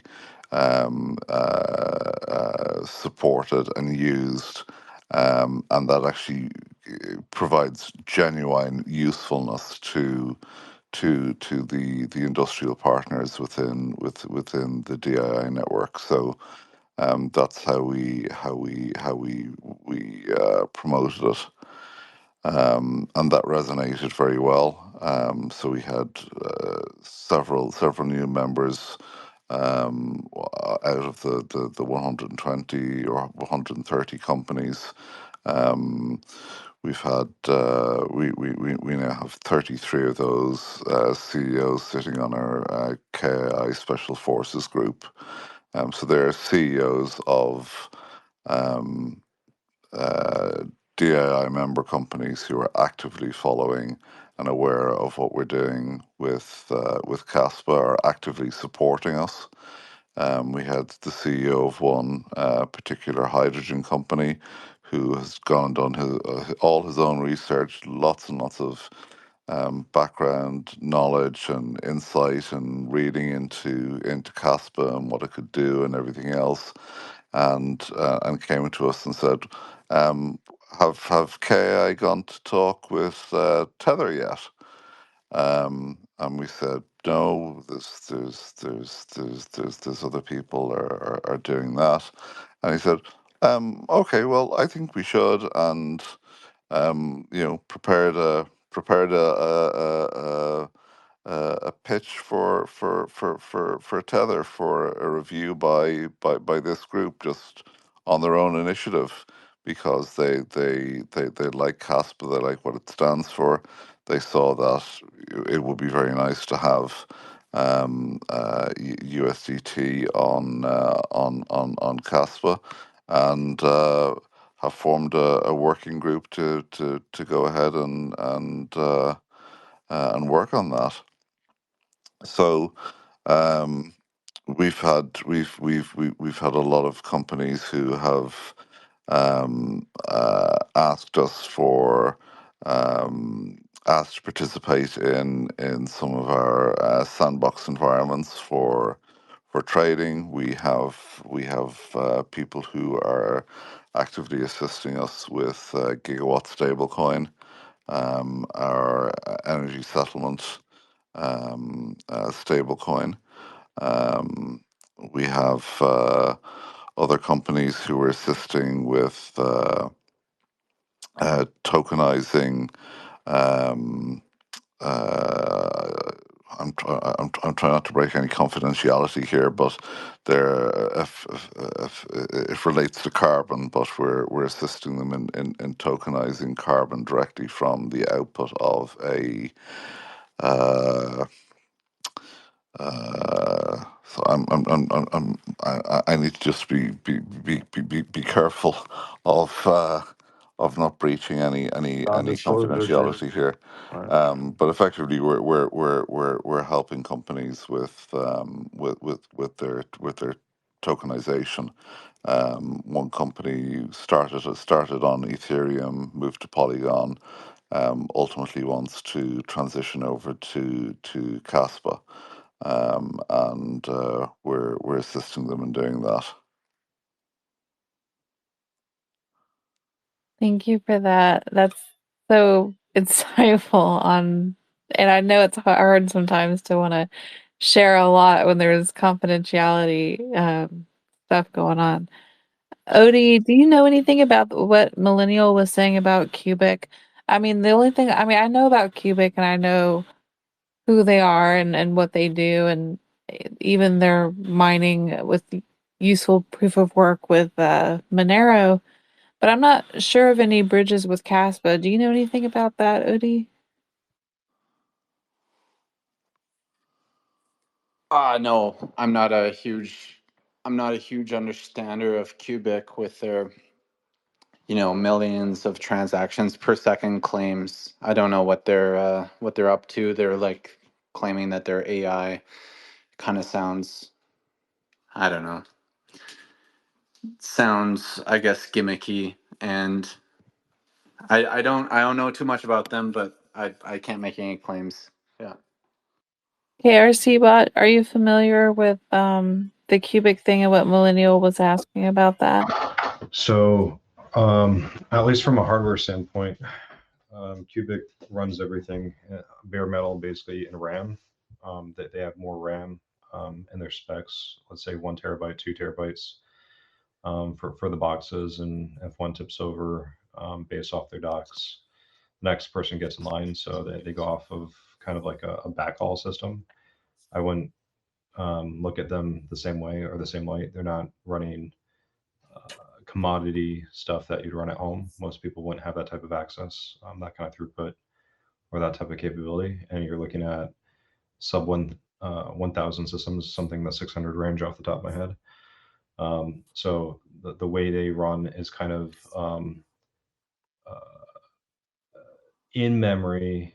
If you were to lose power, then you would lose whatever is in there, and it's bigger than their disk space. So yeah, the question is then how do you back that up and store it and things like that. So there's some other questions, but I'd have to reach out to the team and say, okay, well, what do you do with the things that you want to keep in long term and that needs to be durable. So the way I look at Cubic is something a little bit more ephemeral.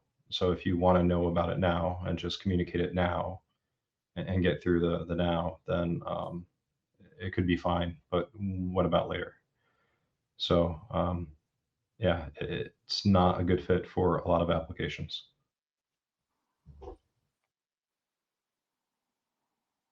Did that answer your question, Millennial? Yeah, that's fair enough. I just I was doing some research on it, and it seemed to be interesting. So useful proof of work where they take the energy and they use the energy to do things like mine Monero or Doge or something of that nature. That helps to fuel their ecosystem. But they got a crazy trillion, 200 trillion coin buyback and burn strategy, which is mind boggling itself to figure out. So but I do know that the founder, for whatever reason, there's people on different sides of the aisle. He is even like sort of like a pioneer in the DAG space, along I guess with Jonathan. But as far back as like 2002, he was doing things with DAG and IOTA and things of that nature. Um, so it was just an interesting thing, not necessarily for the KII, but just for like the Casper community. I didn't know if there was any like on or off ramps that being built maybe into that ecosystem. But as far as the minutia of it, as KRC bot, like it would just take more and more extensive research to get a better mental model of exactly what's going on. But I guess that pretty much answers it. Odie didn't really know too much, and ARC provided some additional information. So I'll just continue to do my own research. Just didn't know if there was anybody who was making inroads or had thought about making inroads into that ecosystem. Because I mean, I don't know. Hey, it could be something based on the founder's previous technical genius or whatnot. So and also the similarity in the DAG structure. So. Yeah, and I have a lot of respect for anyone who creates something innovative that's different. And I definitely see Cubic as different and it's innovative and it does its own thing. And for that, I have a lot of respect for it. Now, as far as the inroads, like KRC Bot was saying, one of the biggest challenges with working with Cubic is the storage issue. I mean, how do you store anything on it? That's the big problem with Cubic. Now, Caspa has a pruning mechanism where everything can go away after 3 days, but there's still ways that things can be stored with archives and stuff.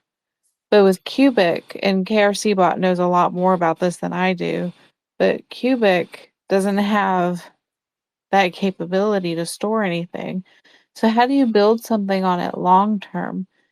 So if something were to be built with Cubic and Caspa, it would have to be something that could be quickly destroyed as soon as it's made. So what kind of ideas would you like to see built that don't require storage? That's really the question. And that's a difficult one to answer that I don't have the answer to at this moment. Yeah, and the thing about innovation is that you can think about it for a long time and maybe sometime down the road something will come to you. And if that happens, that's how things get built. So I would encourage you and anyone listening, and even myself, anyone to just have an open mind about these things because you never know what innovation will bring just by thinking about what isn't here yet. What's possible? Can it be done? What can be done? How far can we go? Where do we draw the line? Right? It's really about pushing the boundaries of technology. And I like that for the most part. So yeah, that's a great question. And I encourage people to think outside the box with these things.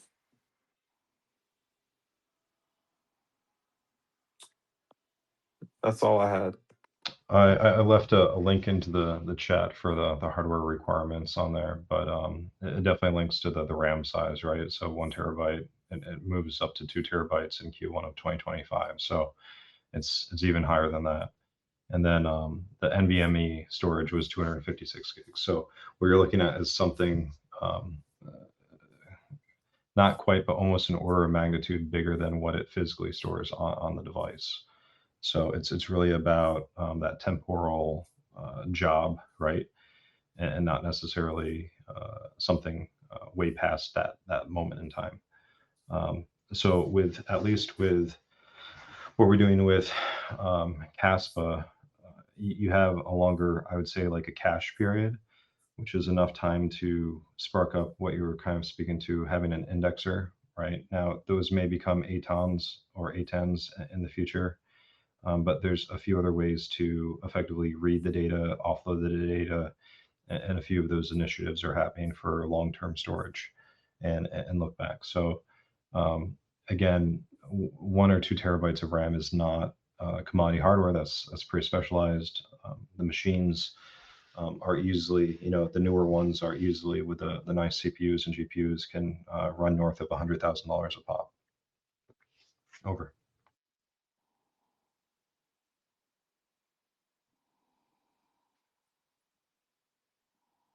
That's fascinating stuff. And I really like that we're even talking about a different coin other than just Kaspa. And to be fair, Kaspa is not just a coin, it's a global sequencer. It's a protocol. It's an ecosystem. It's programmable. It's sound money. It is many things. So to say it's a coin is really an understatement of what it actually does, which we've heard today, especially from Rory from KII, just reminding us that there's groups that don't see this as a coin or a crypto. They see Kaspa as a global sequencer because that's really what it is. There's no orphan blocks that are ignored, which is very different than Bitcoin. Bitcoin has to ignore orphans. But the beauty of Kaspa is that it has a parallel DAG, right? It has parallel blocks that can be, they're called anticones. I don't know if people know that, but the parallel blocks, when they're across from each other, they're called anticones, and nothing is ignored. If a block is counted towards the DAA score, it's a blue block. The red ones get counted towards security, and they're not discarded. Whereas, we can look at Bitcoin and the orphan blocks are ignored. That's a waste of energy. It's not efficient. And with Kaspa, there's efficiency, which makes it highly sought after, especially by carbon markets and energy groups, which we've learned a lot about today. And energy is not my field, so I'm learning alongside all of you here today. I'm sure all of us are. We're all kind of learning. And this is really beautiful and fascinating. And I just really also want to just thank Rory for taking the time to spend a couple hours just answering many questions that have been thrown his way, especially the tough ones from Odie, who is just saying, "Hey, I'm not done yet. Answer this. Where's the money coming from, my dude?" Um, so yeah, we appreciate all of that. Millennial, you have your hand up. Go ahead. Yeah, I heard Roy talking about the other day about I guess it's the fire blocks and the copper. And I just didn't know, like, I guess the question is like, is there a roadmap in order to get those inroads to copper and fire blocks? I think it is, so that the stable coins can be part of the ecosystem. Wolfie, I know, was working on it last year. Um, we we were talking with an exchange in UAE who wanted to list Kaspa. We know the owners of the exchange, and they really want to list Kaspa, but the regulatory rules and their custody requirements require them to use Fireblocks, and Fireblocks are aware of Caspa, but it's something that's, they say it's on their to-do list that they will get around to doing at some point. But I'm not aware of any official roadmap, and I'm not aware of any recent updates. It's not something that I've been following. Maybe someone else within KAI has more up to date knowledge. I'll ping our group chat and see if there are any updates. But I haven't noticed anything being mentioned about them in a while. But it's very important it's very important for bringing on more exchanges, but even more important for institutional liquidity, for stable coins to come on board, particularly for bringing on Tether and those sorts of guys, because they need to be able to have proper KYC and all the anti-money laundering stuff and everything else that goes along with institutional custody management.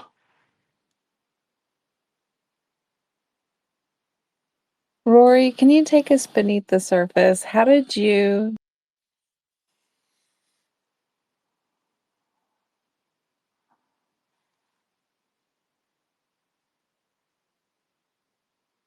I didn't hear a question.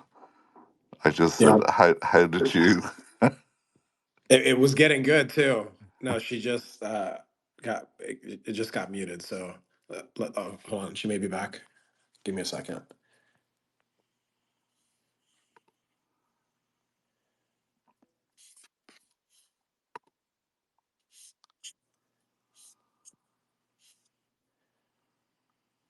Okay, I'm adding Kara back. She was about to ask that question. Let me see. Here we go. Is this something like, a question like, tell me something nobody would guess about you or something? Yeah, yeah. Going. So, the name of the show here is Beneath the Surface. We like to get to the human element of it. So, I'd love for her to finish what she was asking, but maybe give a tidbit on, you know, getting a little something a little deep that maybe most people, don't look past, or something like that. And then I'll try to get her back on. I think she just got disconnected, but I'll try to get her back on here. Yeah, my journey in crypto has been, it's now my 11th year working with blockchains. And we've actually built and deployed some interesting test cases.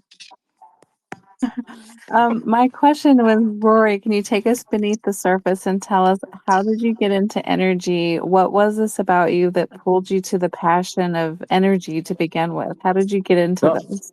Oh my there he God. was he was answering that right as you came back on. So No, I was there we go. We explaining. figured I it was out. explaining how I got into blockchain.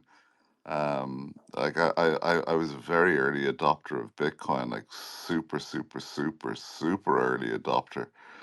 Um, but yeah, like probably within the first 6 months or 1 year of it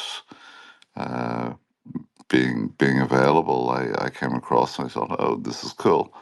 Um, but my journey in energy, um, yeah, that's a long one. Actually, that goes back to the 1870s. So my family have been involved in building energy networks, starting with gas. Going back to the 1870s, I have a huge, big, giant ledger book that shows our family history. It shows my grandfather's grandfather in a huge ledger getting paid um, back in, I think it was 1870 something. So every single generation of my family has been involved in either the gas or electricity industry, um, uh, including my daughter. My daughter, who studied business, her first job out of university was for an electrical equipment company, and now she works with Teneo, which is a kind of a consulting company, and she's working on a green hydrogen project, I believe. Um, Working on digital communications associated with that. but every generation of my family uh, for the last 150 years has worked in energy. So I grew up at I grew up as a kid from, I remember being 7 or 8 years of age, standing at the side of the road, my grandfather explaining to me about, they were replacing this gas main pipeline with a new Ireland discovered its own natural gas supplies, and we moved away from manufacturing towns gas, which was manufactured from coal, into what was called towns gas. And the network needed to transition from towns gas to natural gas. So I grew up seeing all of that. I spent my weekends, my summers, working in working in energy pretty much nonstop, my whole life. Um, I I I I I dropped out of high school, went back, did my exams, went and studied mathematical physics, dropped out to start an energy company, energy and telecoms fused together, so inserting telco cables into live gas pipelines. Then went and went and worked for a utility company, built more telecoms networks for an energy business, then became a regulatory manager, then was responsible for greenfield asset development, then left and built my own energy trading business, the second biggest in Ireland. And then from there, wanted to do more in electricity interconnection. So I built an electricity interconnection business. I partnered with ABB.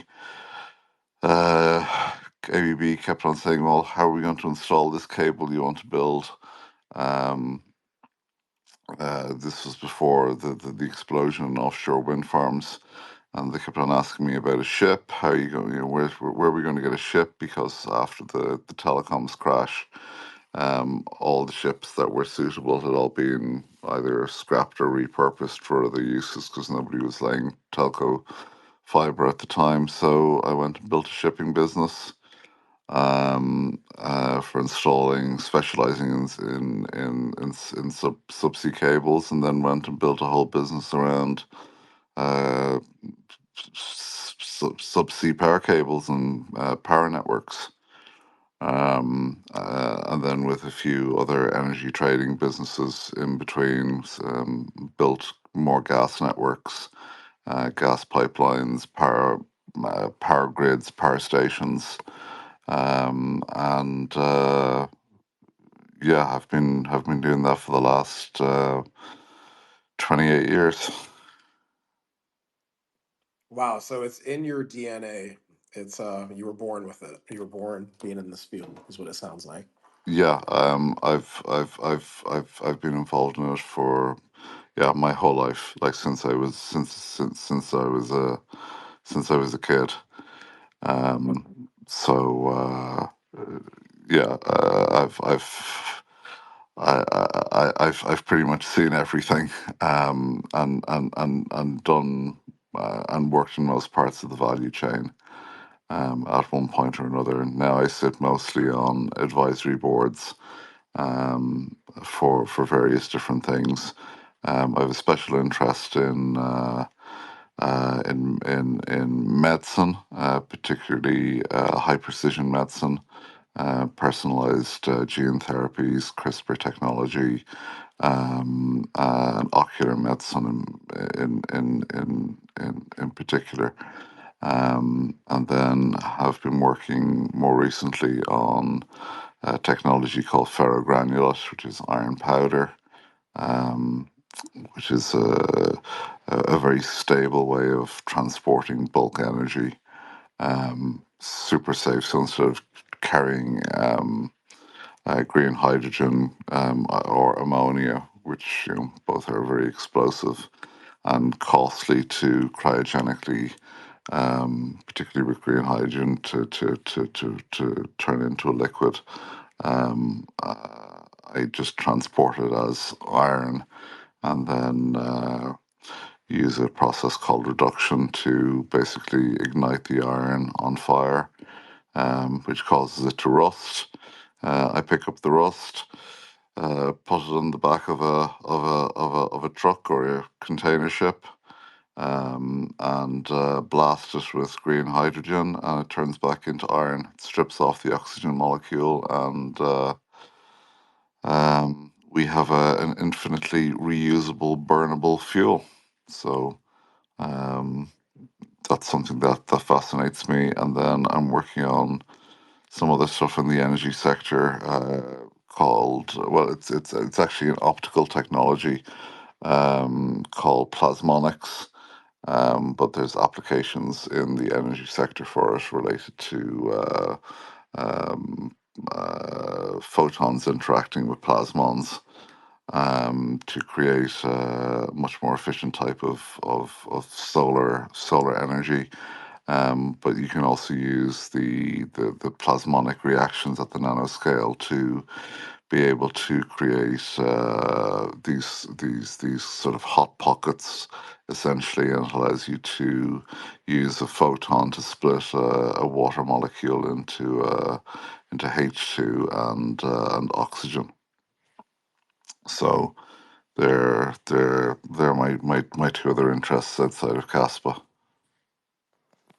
Wow, well. Thanks for going beneath the surface and sharing, some insights on your background and where it all comes from. It makes sense. It makes sense that you would, um, be into Bitcoin super early. I'm a big believer that, well, I'm not this is fact, right? Energy can neither be created nor destroyed, only transferred. And yeah, we're grateful for what you provide with the KI. Also, you're in Ireland, right, Rory? You're in Ireland. Yeah, I've lived between Ireland and Monaco for the last Okay. uh, almost 18 years. Okay. So, but are you in Ireland tonight? Because isn't it like 3:34 in the morning there? Yeah, it's 4 a.m. Yeah. Wow. So that means you got on really. Yeah. So we appreciate you taking the time and you know allowing us to ask the questions like we have. It means a lot. Definitely means a lot to the show. And what we're trying to do here is spread the word of Caspa and as much as we can and speak on some of the issues, some of the things that people have concerns of. We just had Parker. I was about to. Okay. Is Parker still there or no? Do you see him, Kara? It looks like he just got bumped. Let's see. Okay, there he's back. He's back. All right, cool. All right, Okay. yeah. So Parker, we have you up here, buddies. I wanted to introduce you here. Oh, Yeah, sorry. feel free to take the mic. Yeah, thank you. No, for some reason the X Spaces is so glitchy for me. I don't know why. I have to bump in and out all the time. But no, what's up, guys? How are you? I'm doing good. It's been a busy day. Um, just chilling at night. I'm just sitting here and listening to you guys. Yeah, appreciate you coming on, man. You've spoken a lot about Caspa being the the global sequencer, really speaking on that theme. So pretty appropriate with Caspa KII being here, and yeah, man, appreciate you coming on. Yeah, of course. Rory and I, we talk sometimes, and I always love talking to Rory because, and I was actually so sorry. Part of the reason I was distracted is because I was looking into this ferrogranulate stuff and seeing if it had any applications for my work. So that's actually why I was away from the window. And so I was looking at this and just trying to wrap my head around how you how you burn it to release high temperature heat. And then I get it, and then it's just not something I'm familiar with. So I was having Gemini educate me. Um, I actually wrote a book on it. If you go to ferrogranulate.com, it explains the whole process and shows the entire process step by step. It's extremely energy dense, Interesting. um, and yeah, it's super simple to transport. Huh. Yeah, I'm gonna have to do, especially because at Chemex, like something we originally started with green hydrogen, but the industry needs a lot of governmental support that it hasn't been getting lately. And so it seems like many have given up on it. And I'm just curious if this is a one of many angles to kind of keep the industry going. And I just always like to look into things like this. KRC bot, is there anything that you would like to say or anything that's on your mind that you'd like to throw out there? I actually would like to even challenge KRC bot and Key. Rory, I keep calling you Key because I see that on your icon, but I know you're Rory. It'd be great to have KRC bot and Rory. I would love to just see you two nerd out, to be honest. Me too. Me too. I've I'm with you. Kara. That would be a conversation between them two. Yeah, I've we I've would. sent him some photos on X regarding some of the Bitcoin like couple megawatt infrastructure build outs I've done in the past. I don't know, Rory, if you were ever able to take a look at that, but I have a bit of an understanding of what he's going on about with the VECs, RECs, and the markets, at least from a U.S. standpoint. I can't speak to the MENA and the international stuff at all, so. I'll have to do some research there. But in principle, is it hard to get geological restricted areas that have their own rules and regulations coming up with their own way to incentivize with carrot and stick to get people to become net neutral? Yeah. Is it? But is that even the conversation? Maybe not. Maybe it's more about the fact that he's coming up with a way to get provenance of data and saying, hey, we're going to put it into an immutable state and prove that it actually happened. And that process is probably more important. As far as the confusion of interoperability and compatibility and things like that, it's more along the lines, at least from what I heard, of creating something like a KRC 20 standard, right? Where you say, hey, this is how people would be able to create tokens, and this is how we'd be able to look at it, and all KRC 20 tokens are equal, right? It just means that, okay, now that you can create these, then you can create the ability for them to be exchanged, to be valued, and then ultimately to have them backed with something. So as far as going into like Fireblocks, a little bit familiar with Dynamic, good company. They came out with like wallet technology, so it looks like they're growing quickly, and they do what 15% maybe global transactions. So it'll be interesting to see how that develops.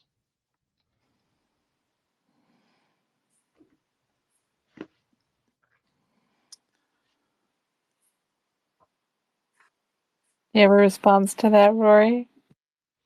Oh, sorry. In terms of, sorry, I was slightly distracted there for a second.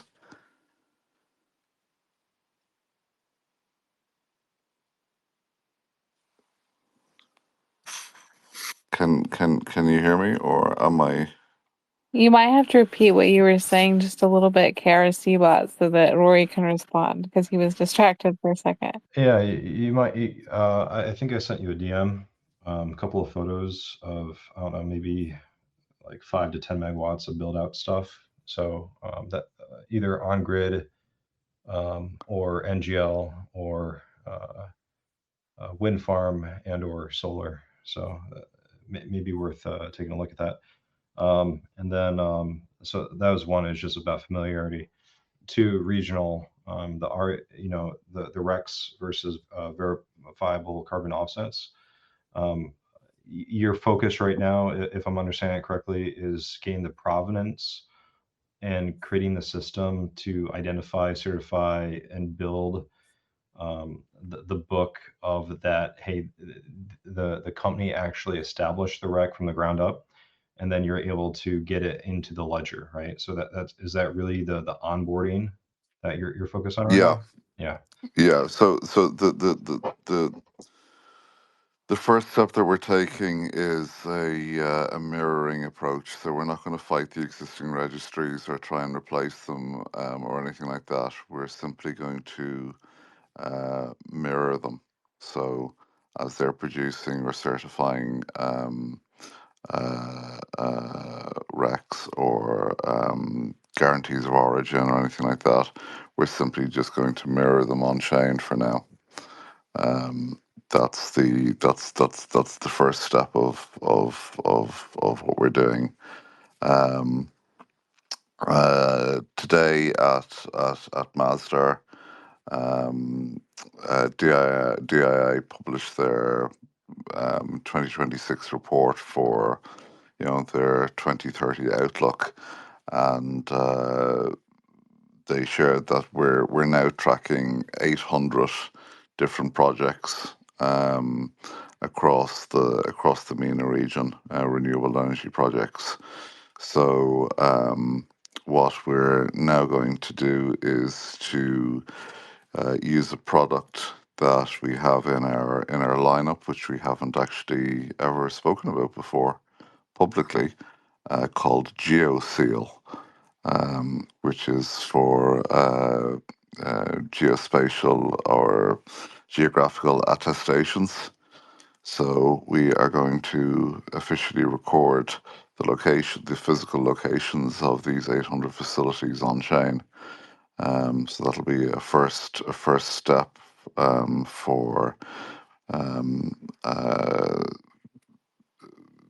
proving the provenance of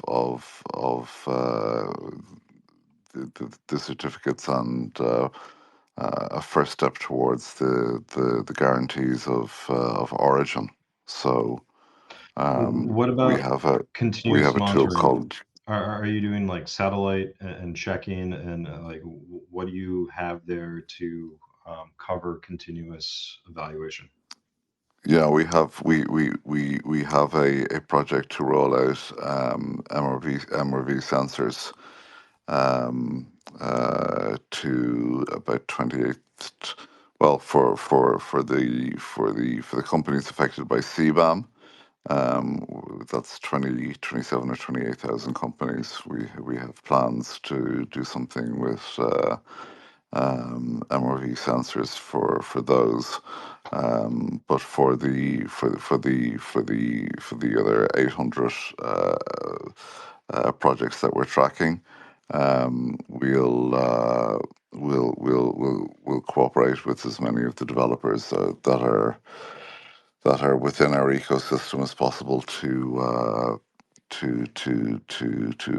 again track them on chain and work with them on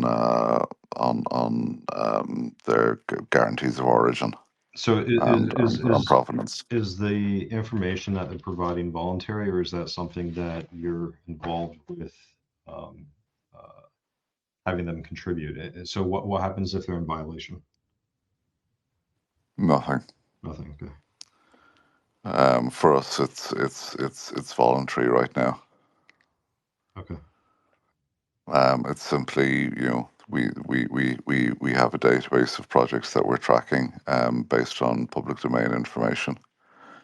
And what we want to do is just mirror that information on chain as a first step towards being able to properly certify and verify all the various different attributes that are required to properly issue a REC or a guarantee of origin. What kind of technological friction points or challenges are you running into to be able to affect that? So there's quite a few. Some of which we're working with our technical partners to solve. Standards is a huge one. Standards is a particularly difficult one to achieve, and then we want to have something that we can ensure that we can actually communicate with Kaspa, for example, in a reasonable way. From a previous project, we actually built. We had two different ones. We had miners and we had nodes, actually built into parameters, long time ago. But technology has obviously moved on, and hardware requirements have moved on quite a bit as well.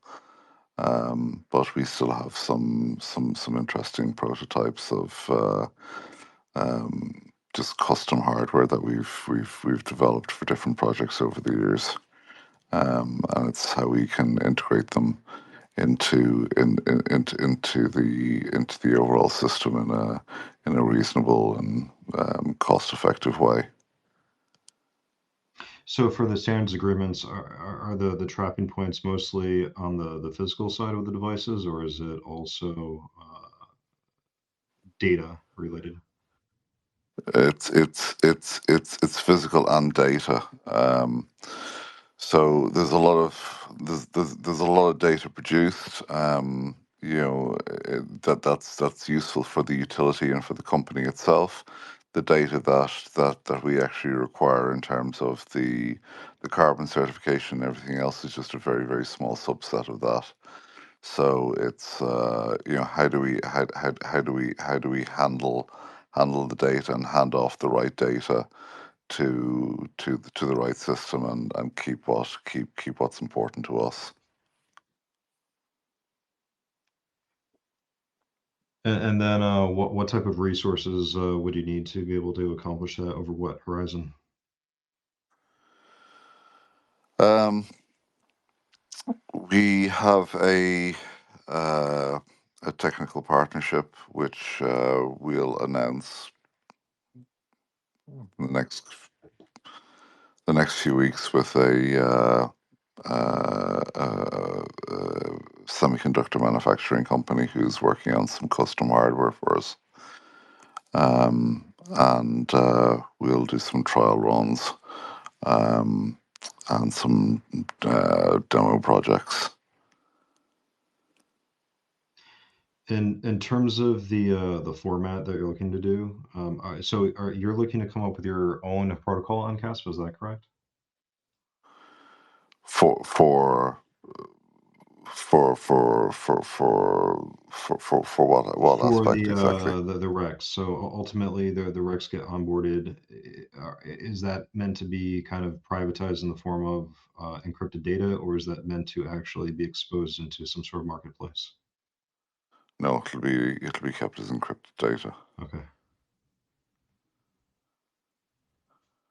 We don't we don't there's a lot of commercial sensitivities around plant operations and energy consumption patterns and those sorts of things.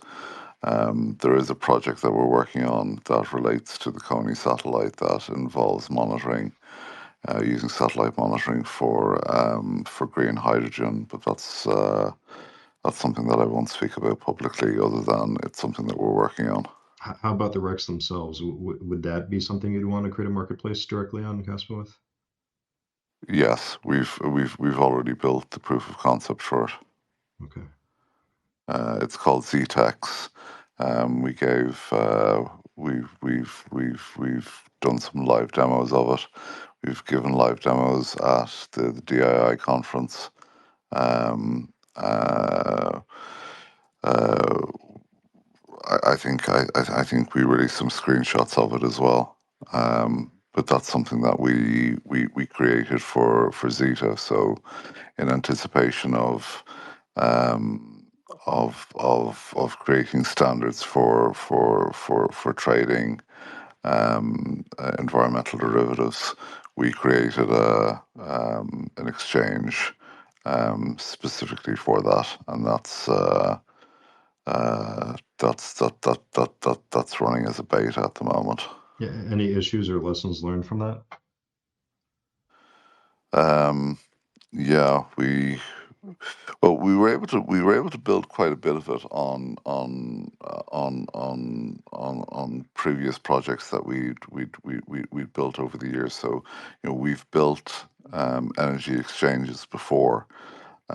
So in this case, what we needed to do was we needed to introduce tokenization into it. So we experimented with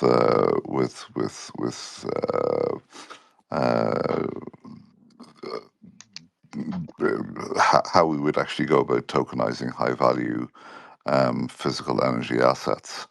And we've spent some time designing and developing out an onboarding process and verification process for that.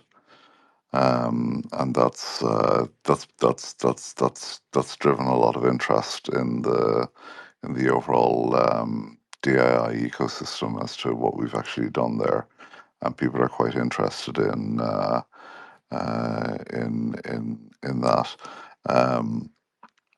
We integrated a custom Kaspa wallet onto which we developed ourselves into the exchange in anticipation of doing something with Gigawatt Coin.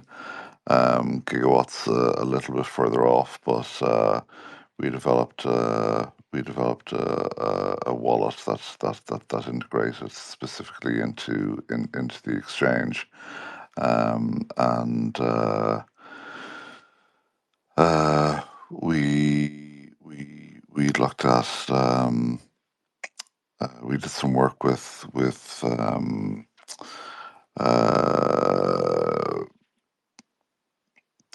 if I actually need to bring up the screen. It's been a while since I looked at it.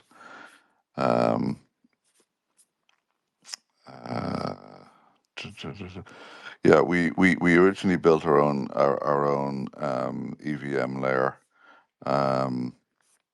which we ultimately decided last summer that we weren't going to proceed with. We weren't. It didn't fit with our long term views on what we wanted to do. I'm just looking for the ZTeX file.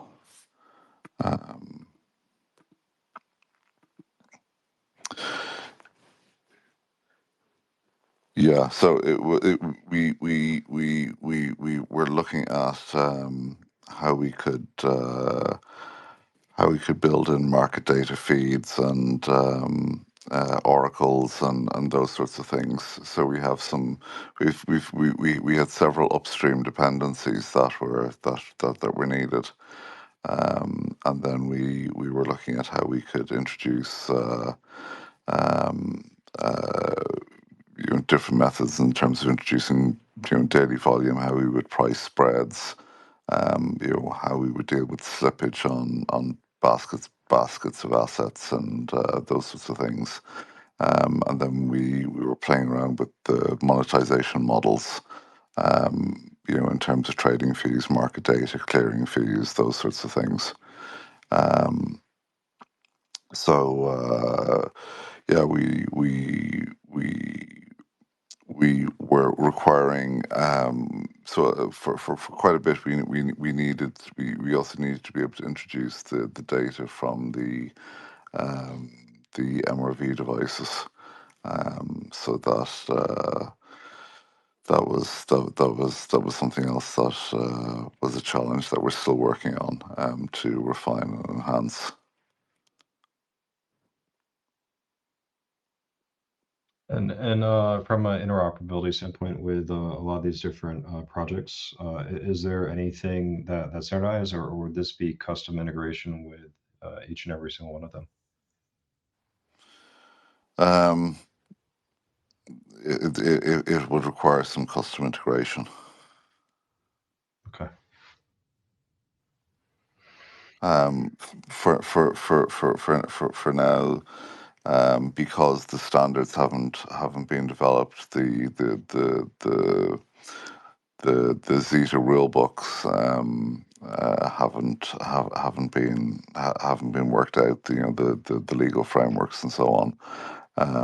We have to kind of wait for those standards to be developed before we can do any further development work on the ZTeX exchange.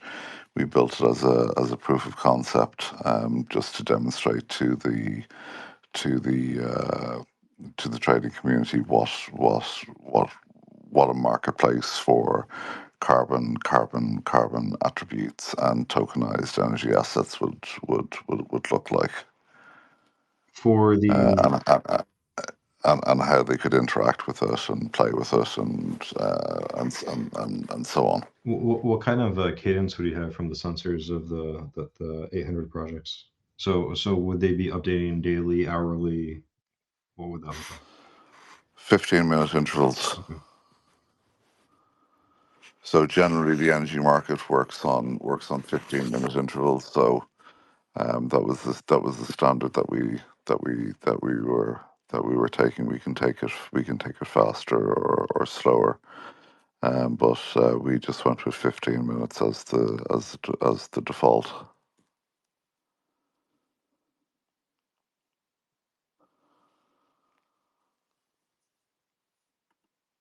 I just want to say you guys are so freaking smart. I'm nerding out on you guys. Oh no, this is not being very smart about it at all. At 4 o'clock in the morning, it's not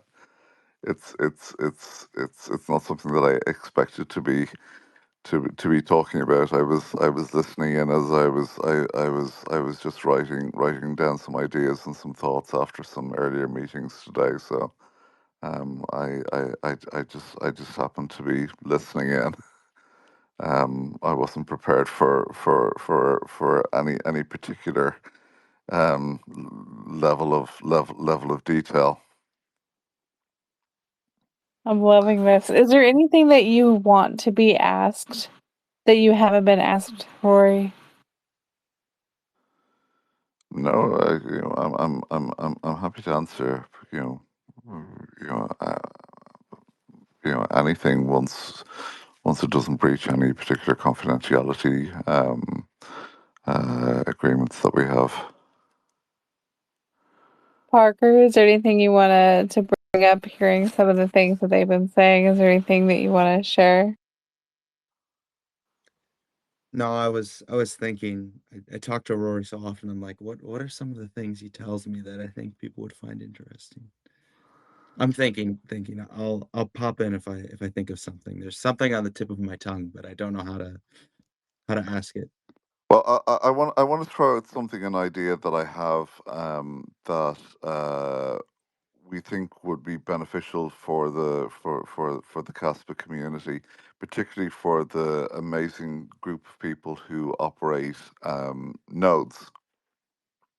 It's all important that if we have a spare computer that's capable of running the software, that we should all be running a node. But we do that. It's going to cost us a little bit of electricity and a little bit of bandwidth and everything else. But it's great in terms of helping the ecosystem. So something that my team brainstormed a little while ago was a a Casper based Euro Millions, if you're familiar with the Euro Millions style lottery that rewards randomly selected node operators for participating in the network. So it preserves decentralization and fairness and long-term network health. So the whole idea was to create a lottery contract logic where people would effectively buy lottery tickets, be assigned uh, uh, um, random numbers, and there would be effectively, there would be tickets purchased using CAS by people in the Caspa ecosystem. Users can either select the numbers or have them randomly generated. A ticket hash is then committed on chain, and then the funds are split into a prize pool, a node operator reward pool, and just a protocol treasury for just doing some maintenance and audits, to bring in an auditing company. So we'd have a random node award for eligible nodes, with verified uptime of more than X amount of days. So there would have to be some sort of proof of hardware and IP entropy maybe, and then uh, each draw someone will have a chance to win a lottery prize, just as a ticket holder, and then the proceeds from or the profit from actually operating the lottery would then be allocated to a random node every week or month or whatever, whatever it would be done. So we just thought it could be something that we could build in some randomness for anti-manipulation, and give some fair odds with a decent prize pool for growth dynamics. So a Euro Million style, which was you'd pick five main numbers and two Kaspa stars in a fixed number space, so there'd be predictable odds, and then there'd be multiple prize tiers, and then a rolling jackpot. So if there's if nobody wins, it rolls over and rolls over and rolls over. But a portion of the profits from every lottery draw would be randomly allocated to a node operator who meets certain criteria, of course. So you can't just go and emulate a whole bunch of nodes or do anything stupid. So we put in place some anti-gaming measures. Um, you know, so there's no identity decay, or um, you know uh, there would have to be certain amount of uptime or things like that. But it might just be an interesting incentive for one, people to create some more transactions, and two, to reward node operators. Yeah, I'll put you in contact with an outfit that implemented something like that, except for the tokenomics don't align with that, right? So they um, effectively created a license, right? And you buy the license, and then you get rewarded by it's checking the P2P port for the uptime, and then after the duration of time, then they're rewarding their secondary token derivative. But yeah, then if you have that foundation, then you can change out the tokenomics and do that too. The good news is that there has been a significant increase over the past few months of node operators. The bad news, to your point, is that it's an unfunded mandate, right? So the more nodes we have, definitely the better resiliency, all that, and decentralization. But yeah, it's one of those things that just remains unfunded, and it's definitely something that should get some sort of reward to it. Or Yeah, it was just it was something that went on the whiteboard at one point a few months ago, and it's been sitting in my notes app. Just one of our analysts just did a few bullet points on it, and it was something that I thought I might just mention, that it could be a fun, interesting project, and maybe somebody might be keen on taking it on, or um, you know working on the Caspa hackathon on it, or something like that. So just be interesting to get some community feedback to see if it would be of interest to try and incentivize the node operators, and create a little bit of fun, and uh, some gambling potential within the Caspa ecosystem.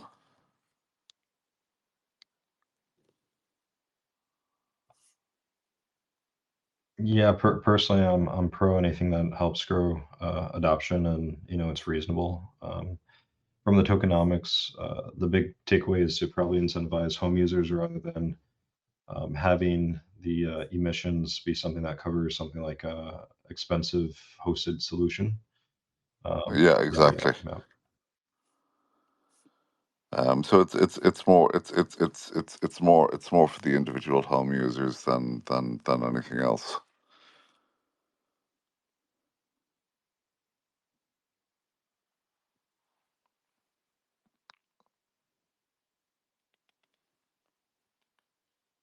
I see Onion here.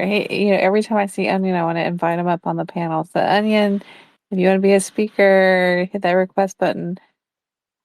And Odie, I don't know why you're back to a listener. I want to hear you talk because I know you have opinions on this. So request to speak if you want to come back up on the panel. I love you guys. Well, I can tell you, I love the idea that people are starting to see Kaspa more for the data properties, right, as risk mitigation and throughput capability for larger industry and business applications. So I think that's exciting, definitely. And I can tell you, we've had some really interesting and crazy ones come through as things that we never imagined or expected. Um, uh, I've shared some of them with some members of the guys here, privately. But some of them are pretty wild, actually, in terms of ideas that people have for utilizing Caspa within their businesses.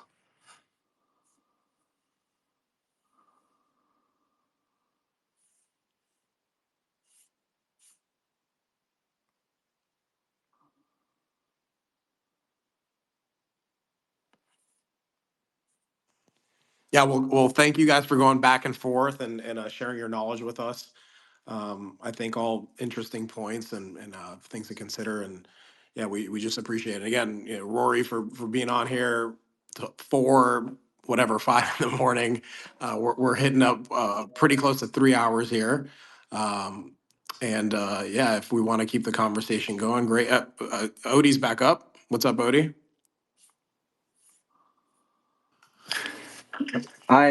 I'm seriously sorry for my disconnection. I found some dogs literally on in the snow chasing people and deer, so I had to house them and then call the non-emergency line.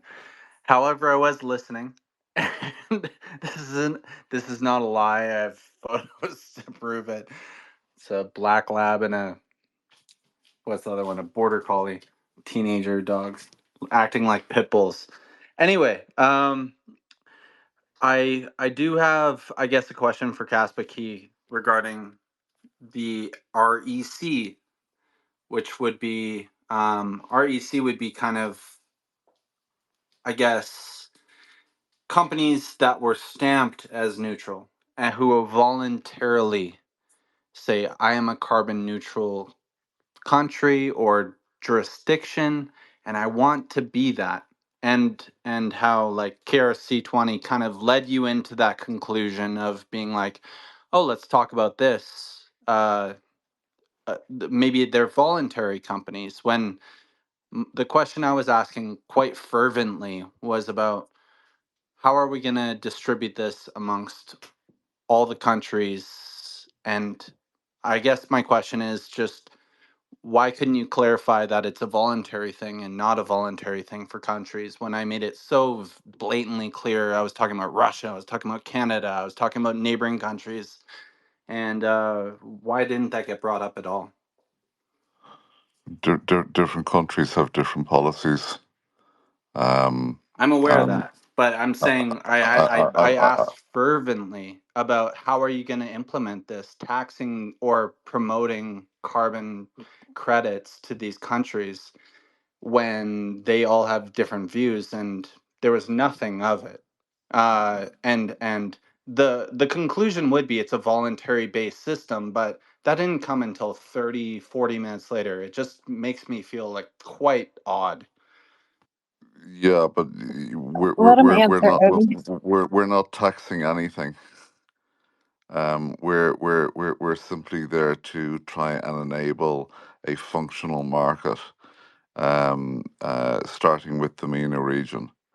That's what we have a mandate to do, is to try and create a functional, workable regional market in MENA, um, which is where the bulk of the large scale renewable projects are anyway, and we're tracking 800 of them at the moment. So that's where our focus needs to be, and there are mandates for carbon markets, in UAE, in Saudi, in Oman, and various other MENA region countries.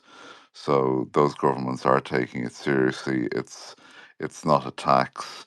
Um, it's a carrot and stick approach based on the polluter pays principle. And if you pay, if you create, if you generate energy without creating pollution, you get a credit for it. There are voluntary schemes in different countries. Different countries have different standards in terms of the quality of the emissions. Um, there's rampant fraud of certificates coming out of China, for example, where they self-certify that there's a power plant or a factory or X, Y, and Z, and it doesn't actually exist. So you need to actually physically check that something physically exists in a physical place, and that can actually be either attested to by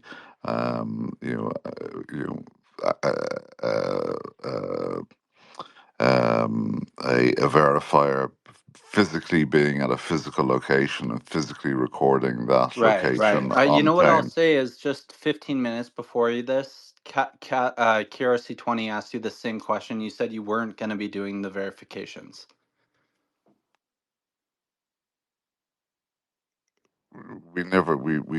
We never said we were.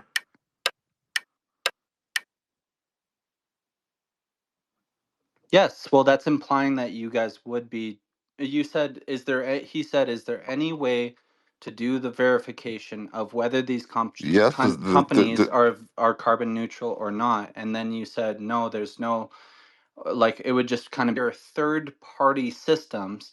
How much overhead would that cost to start to enforce this carbon neutral initiative when it comes to men on the ground, feet on the ground, there's enforcing there's enforcing like registries. it's similar to food, it's similar to like food quality inspections, right? And why before you didn't say, you blatantly said, you said there's no inspection. You said that 20 minutes ago. And I just have a difficulty honestly following when it becomes things that are actively changing, whether it be voluntary, like there's a voluntary requirement of the people who are being part of these carbon credits, which would be, by the way, governments taxing their citizens in order, because if there's going to be a reward or a penalty, it's going to be government enforced. So therefore, you have a government who is taking their own money and rewarding other like Paris, for example, or NATO or something, but they're rewarding countries for their carbon neutral energy production. And then the money does come from somewhere. But I am getting constantly confused with these slight adjustments. It's because the market is heavily fragmented and siloed, and very different from region to region, and there's lots of different flavors of it, which is why we're Exactly. That trying. was my first point, though. That And was the and first thing that I was uh, yelling. I was saying, hey, listen, when I live in well, British there's no need Columbia, to yell. Alberta has a complete. Okay, you guys let Rory answer, please.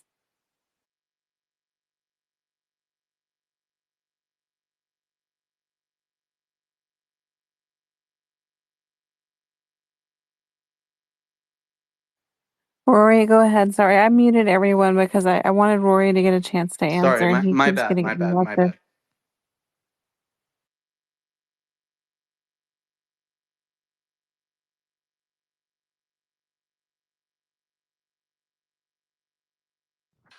All right, guys. Well, I am going to call it for tonight. So it's been great. Thank you all for hosting and coming in and talking.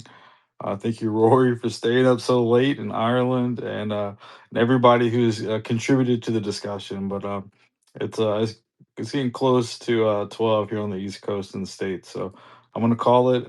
Thank you, and I'll look forward to the next space on X.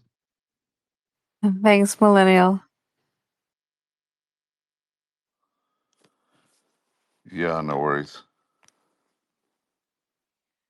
Yeah, go ahead, Rory. I wanted you to be able to answer, and you were just getting started saying things are fragmented and siloed, and then you were getting to another point. So, yeah, please continue. Yes, create transparency in these markets and to create standards. And ideally, standards that transcend national governments so that we can create a global working standard and a global liquidity trade these things. It's we're not a taxation business. We're simply a market enabler by creating legal standards and technical standards to enable this. And the rails we've chosen to do it, because this is a $2 trillion market, is to use Kaspa as the rails to do it, because it's permissionless, it's decentralized, it's scalable, and it's fast. So we can take all of those attributes, use them to our advantage in the carbon markets, but we have to actually create the market structure and the market standards to begin with. The other thing about CASPA is that it's also censorship resistant. So if we take the Paris Climate Agreement as a whole, and we create a global standard, we can literally transcend national governments. We can allow oracles, which will allow them to look in, or to have regional adjustments for very specific ideals. But we're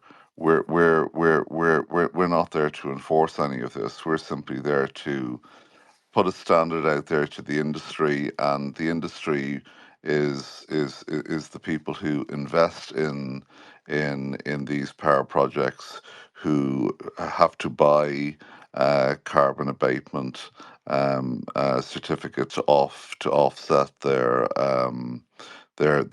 pollution. So they're big, heavy industries, and large financial institutions who are financing projects worth billions of dollars, and the carbon credit revenues are extremely important to them in the financial economics of these projects. And because the markets are so fragmented and siloed, and there's not enough liquidity or price transparency, we're trying to use CAS create a properly decentralized global market to facilitate and remove all of this fragmentation and uncertainty and fraud and everything else from the industry by creating a set of legal standards, a set of technical standards, and providing technical rails using CASPA to facilitate um, this group of people. So the group of people who, like I say, who are financing these projects, they need certainty that they're going to get a certain price for carbon going forward, because it directly implicates the cost of financing the project or the economic viability of a $2 billion green hydrogen facility, or $1 billion solar plus storage plant. So we're large bankers and investors and large energy companies to extract the most monetary value out of these projects, to make sure that they're actually built, so that we actually have enough energy to run the data centers going forward, that we actually have new large-scale energy projects coming on stream to replace aging coal-fired and nuclear power stations, and to replace the aging and first-generation solar and wind projects over the next 10 to 20 years. And then in choosing Kaspa as the technology, we chose Kaspa over Ethereum, Hedera, any of the other proof of bullshit projects, because it's proof of work. It's based on energy. You can't fake energy. The projects are all about energy, and they're being financed by energy companies. So we chose proof of work because it's totally decentralized. Nobody can come and mess with this system that we want to put in place, and it's a $2 trillion a year market for very, very important, very expensive assets that we don't want anybody to mess with. So the cost of an attack on a proof of work network is extreme. So we need that security, we need that safety. The volume of information coming from this, as more liquidity comes into the market, the higher the frequency of trade involved, the higher the data levels, the higher amount of information coming from the MRV readings. But all of this is to facilitate the next generation of energy plants, the energy transition, and everything that's going to power these huge AI clusters going forward, using clean or cleaner energy. And the carbon part of this is a very big part of the financing equation. So you need to have the liquidity and transparency in the market, and you also have you also need the ability to ideally not have national governments interfere with global markets, or to weaponize carbon in the same way that they've weaponized other energy commodities. So Casper fits the How do bill you very have global nicely. markets? How do you have global governments not not infiltrate free markets with your plan of standardizing a global carbon narrative? By the way, the first time we talked about it, I tried to talk about how these different countries have different feelings about it, and there wasn't quite an answer. And then when KRC20 talked about it, you said that there would be individual zones and their specific feelings about carbon emissions and what they would do, and you would adapt to that. And then what you've recently just now said is a standardized worldwide vision for a credit slash penalty for not attributing their countries to a particular carbon credit system. So I'm trying to find out what is the final position on what you're lying here. Is it standardized, or is it customized to each country? No, we have to start somewhere in a particular region that's friendly towards this, the region that has most of the renewable energy projects. I understand that. Is I MENA. So understand that that's so that's where every country we're has starting. renewable energy projects. So, Every country has renewable energy projects, not only because it's cost effective, which it is much of the time, because fossil fuels become increasingly more expensive. So why would the country that I'm living in make a huge hydro dam? They're not expecting credits. They just know that it's cost effective in the free market to use something that's going to work for the next 100 years to create 5,000 kilowatt hours, and that's just what it would be. and And so and there what and I'm there under will be what I'm RECs the like associated I with asked that. the question again. Is it voluntary? Like, what is it voluntary for the countries, this plan that you've created, or is it a thing that gets implemented as, and I'm not against either one. I just haven't gotten a clear answer. It's jumped between. So is the plan to make it Caspa is the binding permission which dictates each country's carbon, and each country must and I think that's a valid thing, but it's like, is it standardized worldwide, the carbon emissions, or is it not? No, like I've repeatedly said, it's completely fragmented globally. There is no global standard. So what we're trying to I know, do, but you're trying to create that, is what you just said. You that's said the exactly what I Paris thing, said. and you said We want to create a global standard. Hold up a second. exactly. Odie, Exactly. hold on. He wants to create a global Odie, standard of. Okay, Odie, hold. wait. Let me finish. Let me finish. He just said he wants to create a global standard so China can't burn coal, uh, Russia can't burn coal, and this is going to penalize them somehow. A global standard, which starts. It sounds a lot like the WEF. Uh, and that's okay, but just be upfront about it. Is all I'm saying. No, you're completely misconstruing what I'm saying and trying to explain. Um, we're trying to make the ability to trade these financial instruments a global standard, to standardize the instruments themselves. Governments will do what governments will do, but we want to make.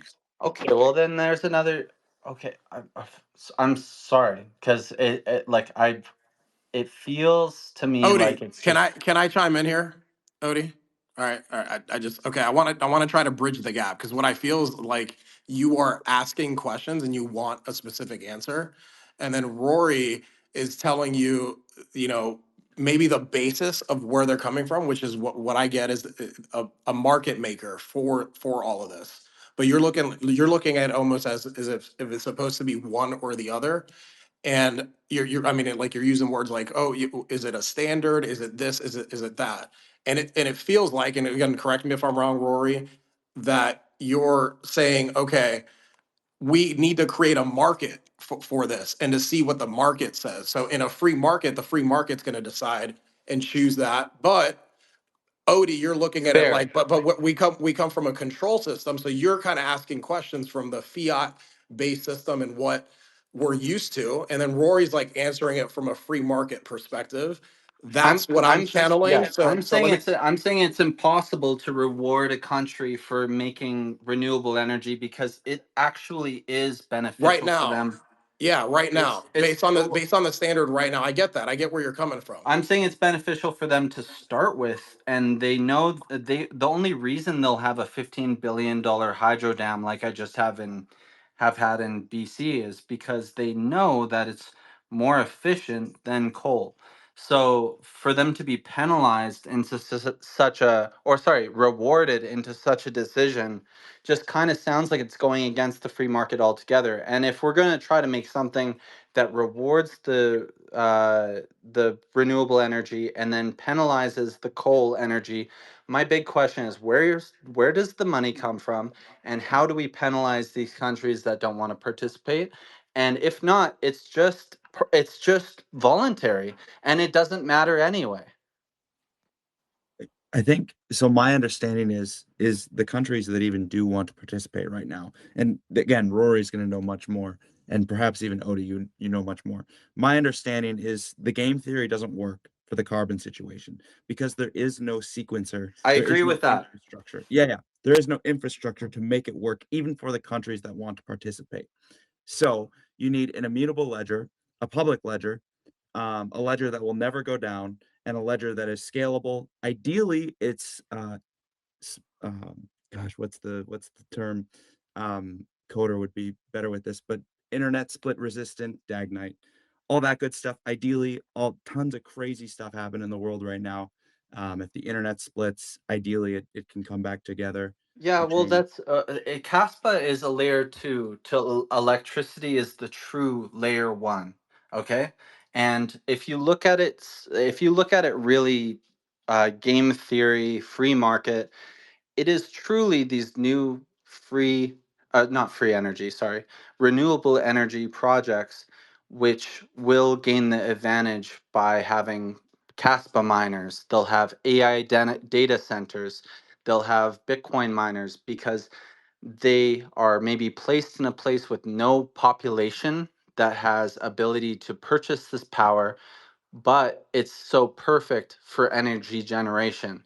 So these, by the free market itself, renewable energy does flourish, is the point that I guess I'm trying to make. And in order to penalize somebody like China, who is the main uh, CO2 contributor, it's like, are we gonna say you're not getting credits?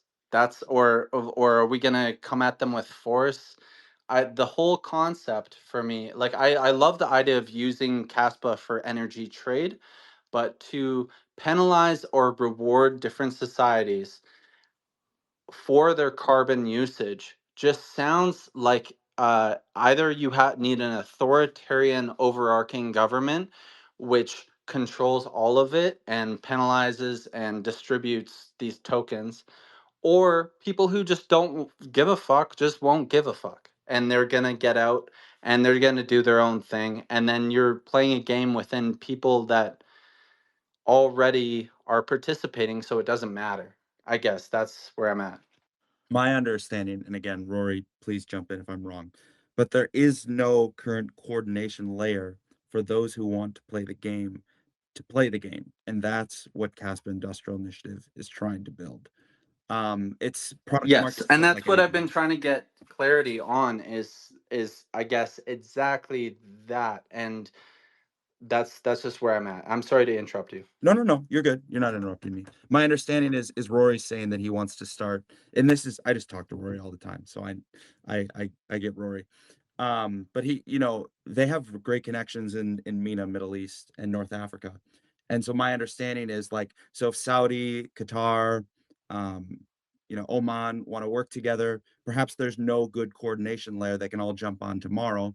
But if Key makes the gigawatt stablecoin and says, hey, go on this public network that is Caspa, it's like TCP/IP, but for energy, and you can just tap into it. Here's our interface.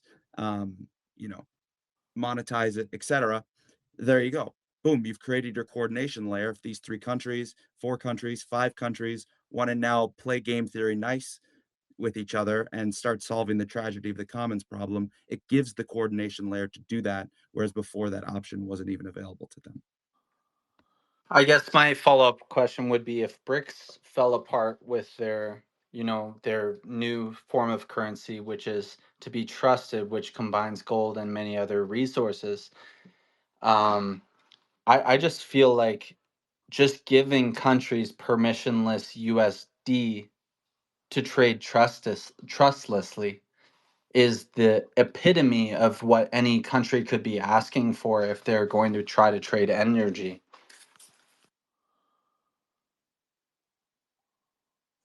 You said permissionless, trustless USD. USD is that even a thing? Yeah, I would say in countries' eyes at current levels right now, I would say compared, I would say it's such a jump to, like, let's say, like, let's just look at bricks. They tried to combine a basket of goods which are physical, and and I I may not know enough about the sanctity of a KRC20 token, um but at this point my idea of adoption within the next 2 years is what we need, is to give a company slash infrastructure something which uses the same method but does it way more frictionlessly, way more fast, instead of introducing a completely foreign concept which involves, oh, and you can answer this question if it involves more trust or less trust at that point, but how do you distribute this token equally amongst these nations? How do they trust you with holding the supply if you hold any of the supply? um these types of things are like, I'm looking at this like a security budget question, which needs to be solved in the next 2 years. And for me, the idea is that USD needs to be involved in the next 2 years in every plan that we're doing.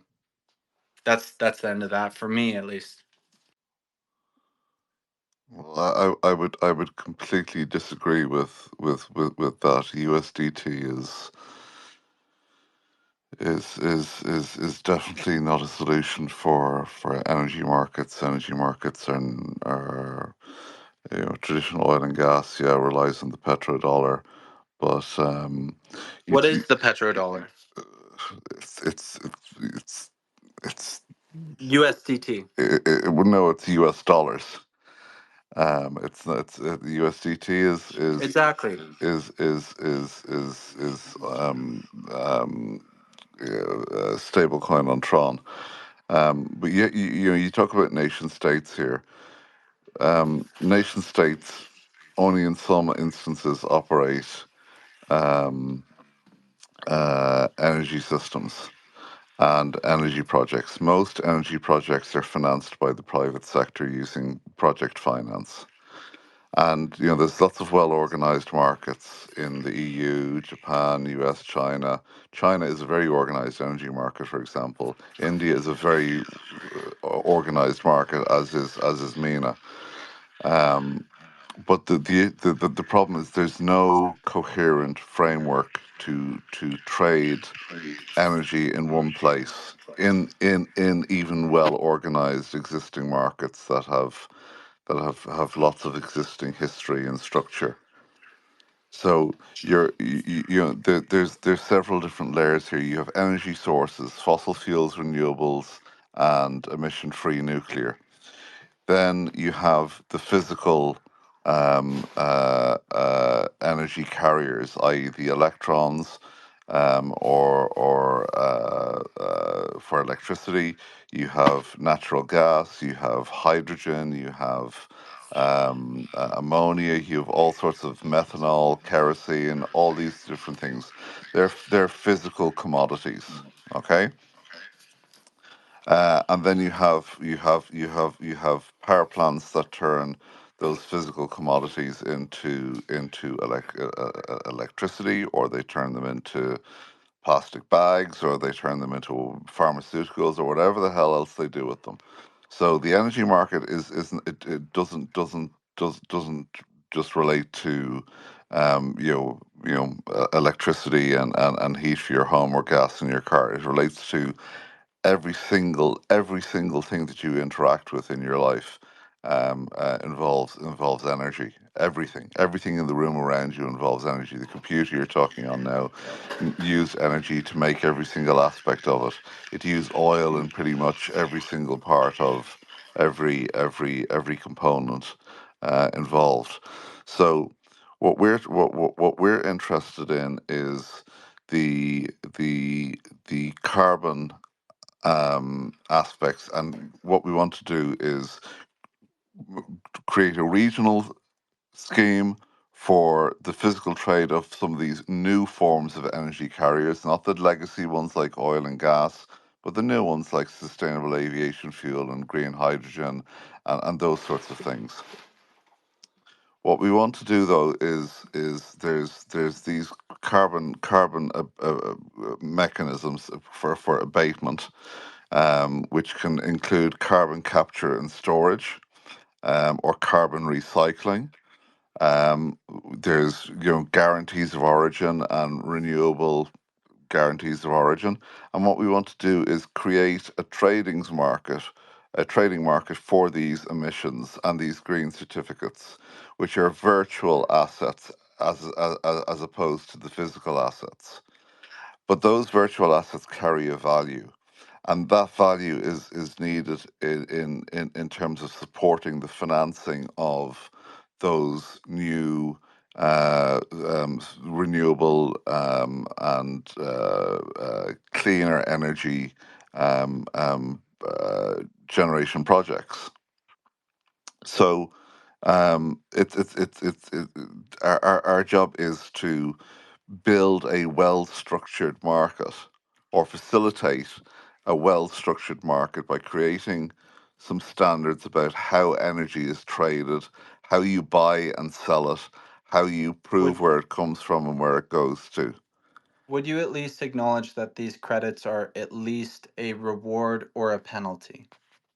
Yes, it's a carrot and stick. It's the polluter pays principle. Right. So it's a tax. You're saying the polluter pays. So just like in Canada, that we have a tax on our gas, which is like 30 or 40%. So the public pays for a reward in order to penalize or provoke other countries to do carbon neutral activities. Yes, you can call it a tax, but there's other carbon taxes that are placed directly on gasoline and diesel and Yeah, home on the heating companies oil and themselves. on Yeah. commodities themselves. But we're talking about the ones that come from specific energy sources But in why not terms of target the ones that do the most CO2 emission? It's not hydrogen, it's going to be coal, right? And how are you going to stop coal when it probably does ninety are percent of it? I don't care about stopping coal. That's none of my business. What I'm Right. interested in is to facilitate a coherent framework for trading physical markets and financial derivatives in terms of virtual markets for these carbon certificates. I'm all down for RWAs. And what I hope for Caspa is to be the base layer which can do finalized electricity trade between countries that can't trust one another, or there's arbitrage opportunities and stuff like that. That's where I feel like, but how they generate that electricity seems like a total bag of things that would be almost impossible. I'm sorry to say it. For that, that's just the way that I currently look at it. The regulation would take so much money outside of what cost CASPA offers. And what CASPA offers is the finalized layer of, well, it offers finality between parties that can't trust one another without arbitrage opportunity. I guess that's where I'm getting at. Well, if you look at China, for example, China is actually taking the lead in that they're installing more solar panels and renewable energy than anyone else on the planet. To the point where it's thousands of panels per minute, 24 hours a day. If What you, percentage of that would be per capita to their total energy generation, though? it's rapidly it's rapidly increasing. If you look at any of the graphs that are publicly available, they're just out accelerating everybody else by huge multiples. Like the EU and the United States are they're making a little bit of progress. The China is it's going almost parabolic. It is going parabolic. I will say that much, but I would not attribute that exclude. I will say that because of the free market, they're making hydro dams faster, but they're also burning coal faster than any other country as well. And if you look at China's energy consumption from 2000 to 2025, you will see that they started lower than the US, like probably three times lower, and now they're about five times higher than the US within 25 years. I don't think it has anything to do with their idea about what is going to help the air. It's purely mathematics. One, that's proof that there's a dog here. Um, but that's my take on it. That these types of policies are just completely free market activity because they understand nuclear and hydro is the way to go when it comes to these when it comes to the future and making their country more cost efficient, more efficient in general. Yeah, and they're right now in in terms of clean energy, they're the best in the world at doing it. They're building the most efficient power grids. They're building But also power. the worst. Let's not put that out. They're also the worst. No, they're improving dramatically. There is such a thing as clean coal. Coal has certain attributes that do make it clean. Coal is not is not the boogeyman, you know. You can have Yeah, but they're not using coal scrubbers. We all know that they're not actively putting extra money or out of their emissions. you know, they're at a point where for their waste to energy facilities, they don't have waste with high enough calorific content from the existing waste collection systems that they're now actually digging up landfills to burn it. And removing the toxicity and plastics out of the ground because they have a higher calorific value than the waste that they have readily available to burn because they've become so good at recycling.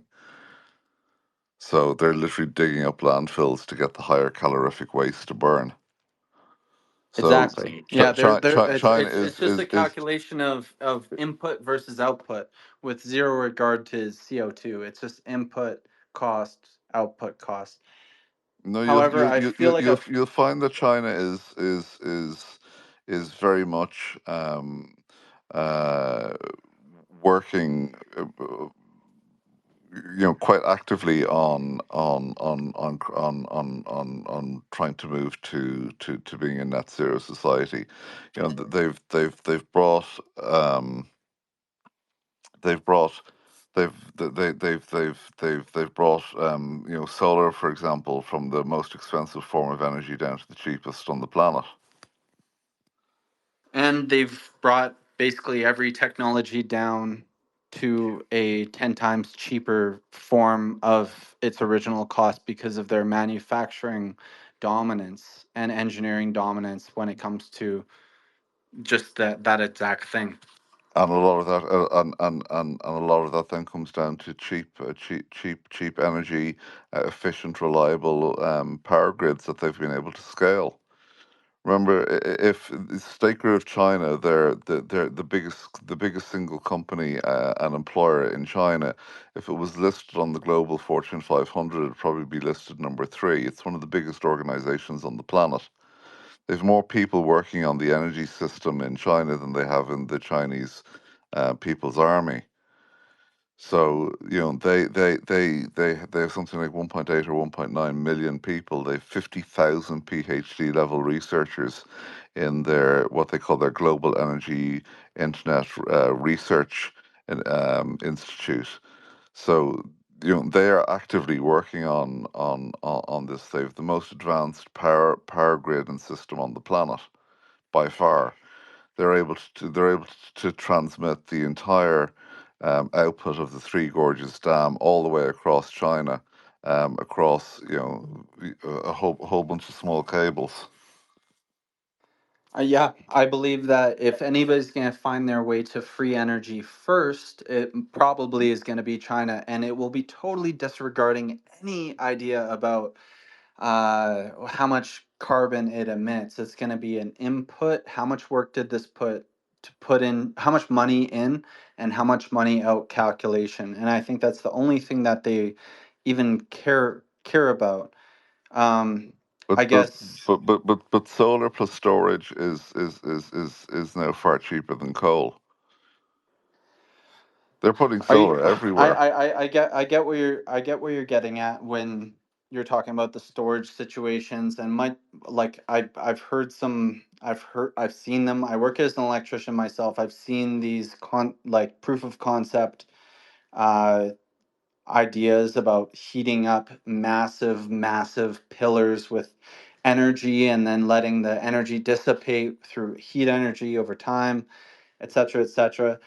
I have no disregard that these people are going to be working out their best interest, but I guess the only thing that I was trying kind of coming up to you about was this feeling about just like mixed messages when it came to disclosing just like what how this system works, I guess. And that part made me a little bit concerned, I'm not going to lie. Like, and if somebody was to listen back to this entirety of this what was said, you would see you making different claims about how your structure of the Caspa key carbon emissions was conducted with no real like it's going to be voluntary. It's going to be permissioned, which like you could easily come out and say, "Hey, it's up in the air and we're not sure yet. We're not sure yet because we just want to use Caspa as the blockchain."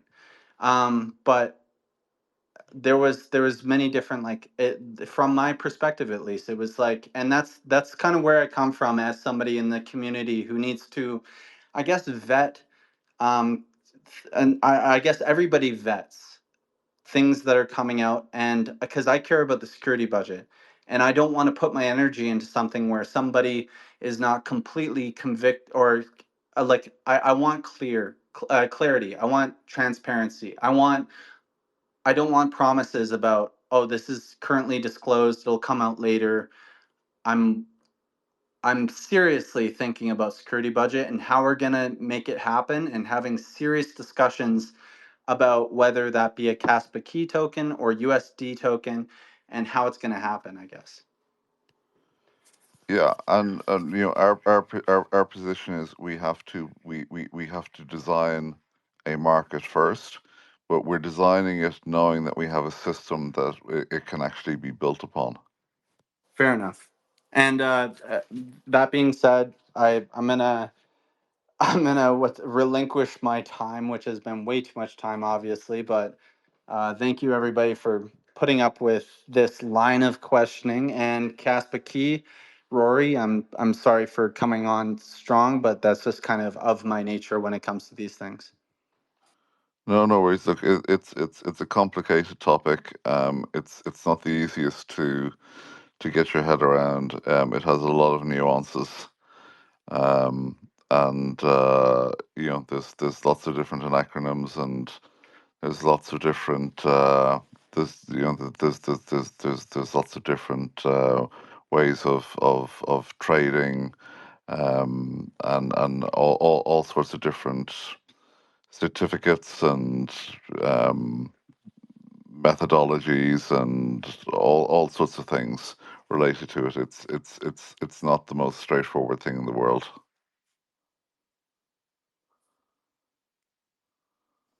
Yep. Well, Well, I'm happy. I'm happy. thank you for the patience. I know I was coming on strong, but that's kind of part of my nature. So thank you. No worries. Awesome, guys. Well, I mean, I enjoyed the conversation and the back and forth. Some of the stuff I shared, Odie, you were messaging me. I'm not a technical guy. I understand energy from, from my body type of way, and there's a lot to learn here. I'm definitely going to listen back. So I just appreciate, Odie, you wanting to get to the answers that you were kind of looking for, and Rory, the patience, you being here as long as you've been, knowing what time it is where you're at. So we just appreciate that. Yeah, no worries. No, I've just been making notes on something else that's important that I just kind of get done whilst it's still in my head. So Awesome.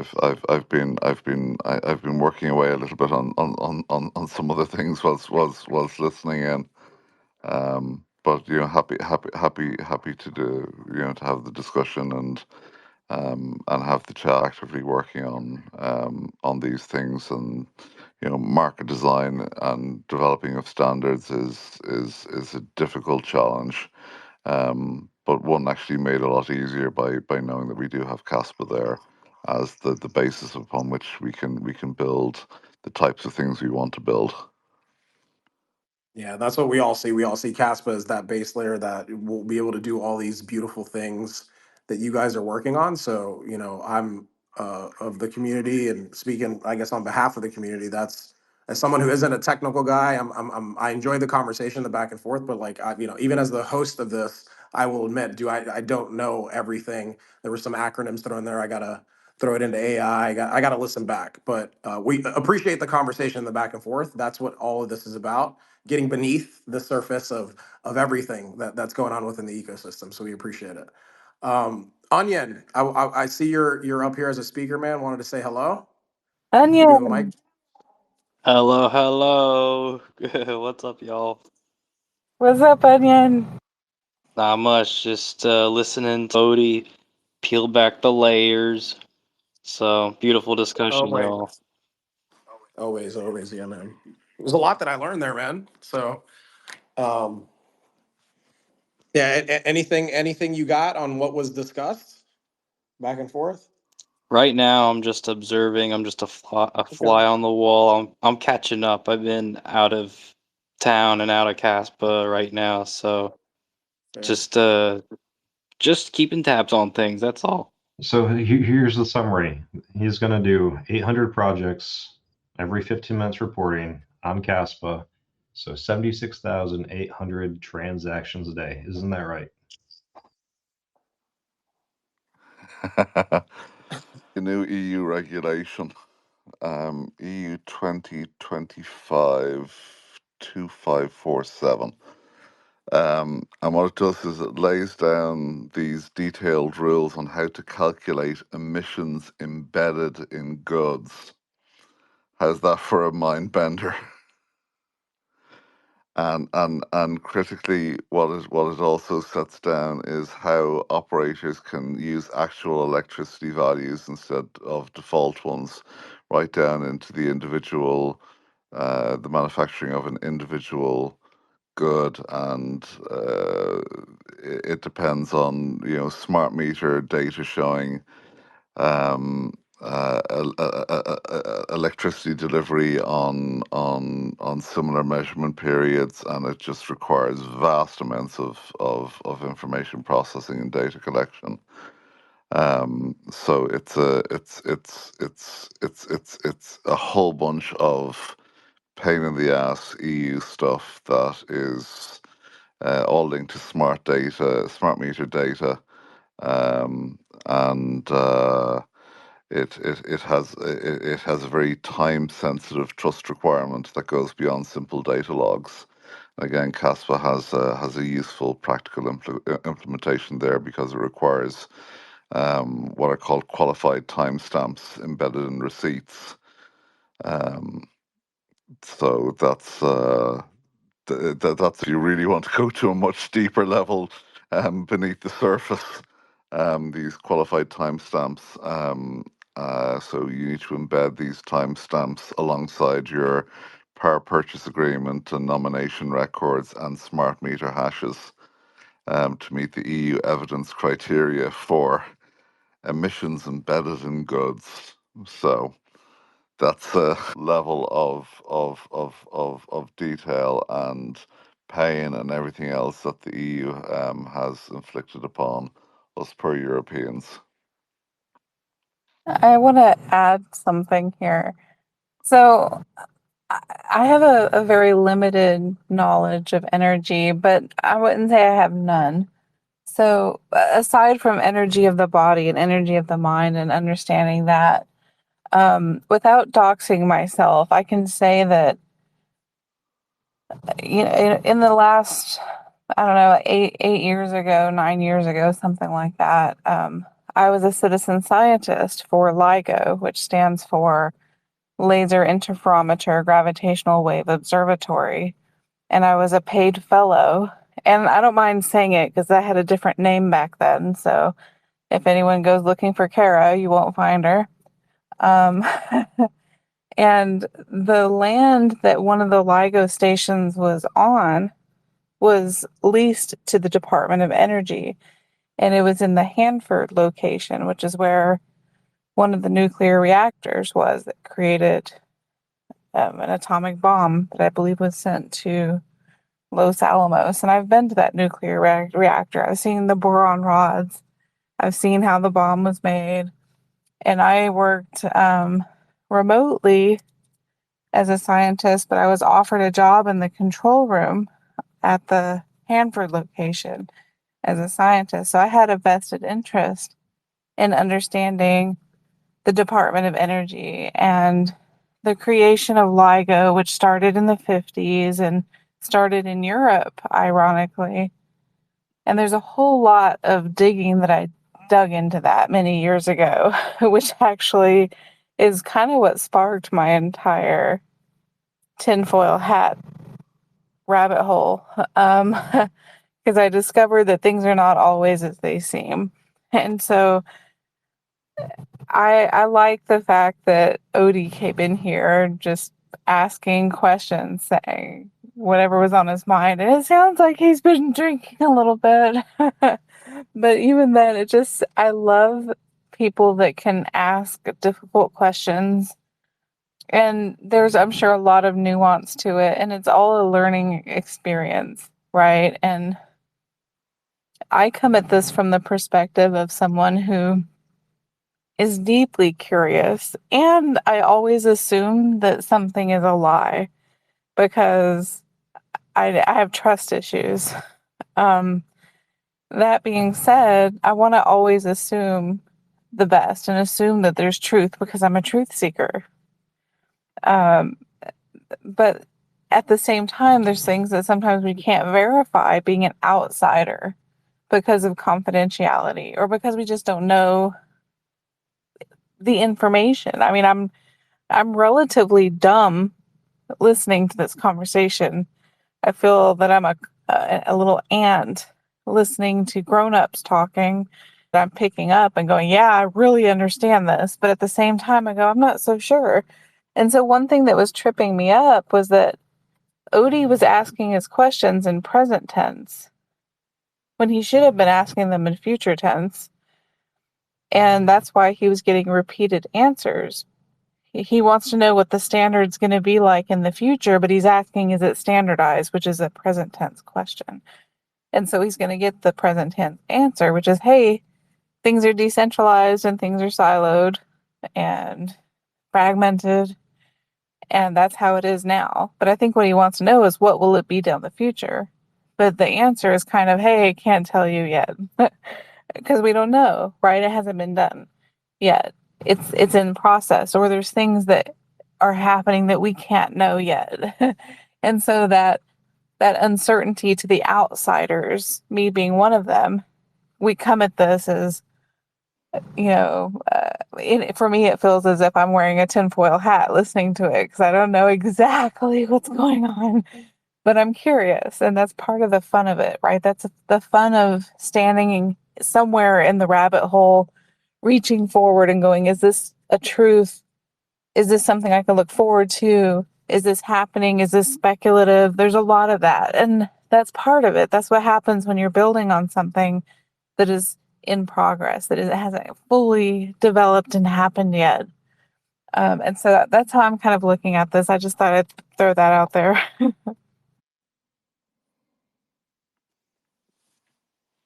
I love that, Kara. Thanks for sharing that perspective. I mean, what came to me as you were saying what you were saying is well, you mentioned you kind of always assume that someone's lying, but you're a truth seeker and you want to believe in people. To me, what came to me is, yeah, the only truth is what's happening right now. And I think we can speculate and obviously plan for the future, hope for the future, have faith in the future, but that doesn't exist. So I can see, yeah, very similar. I saw the questions like Odie wanted to know what it was going to be like, but it's like, he's trying, and then Rory's explaining like, here's what we're trying to do: be the base layer, create the market. So I understood that part. Some of the technicals and the back and forth to me were the stories of what, kind of Odie's perspective, and then Rory was sharing, of all the things that the KII is doing, where they were coming from. So it's always about what's happening right here, right now, and then what we do with that information, moving forward. So pretty cool how you looked at it, and that's what I got. The truth only really exists like right here, right now. Yeah, It's interesting. Yeah, go ahead, Rory. yeah. I've been trying to I've just been thinking about how to simplify um, this the whole carbon trading and exchange and everything else. And it's to make it very simple. We want to create a framework that will enable the market to work. But what we're not doing is, as us, we're not creating new assets. We're not replacing existing registries, banks, or regulators, whatever else. What we're trying to do is use Caspa to do something very simple. It's to make the evidence of something happening in the market related to carbon reliable. So when something important happens, like a certificate being issued, a shipment being reported under the carbon abatement mechanism, or a carbon claim being retired because they don't last forever. So they last for a period of time based on how long the asset is producing X, Y, and Z. And we're just bundling those documents together and creating a digital fingerprint of them and putting them on Caspa. And that fingerprint is time stamped on the public Caspa network. So later anyone can prove that the evidence existed at a certain time and wasn't changed. And then on that basis, you can start trading, trading the virtual assets. Um, and the registries and the owners, they still own their assets. They may tokenize them, and somebody else may own tokens. The banks stay in charge of their money because they've project financed the project. The auditors stay in charge of the truth, but it's all independently verified on Caspa without having to trust anybody. That's Yeah, the beauty that of it. right. Casper's That's Tesla. 100%. Yeah. So that's why to me, when the back and forth, it was like you're both going for the same thing. Maybe there was a disconnect in understanding each other, but yeah, that's what Caspa provides, and Parker speaks on it quite a bit. So I want to shout him out because I love his content and what he's putting together.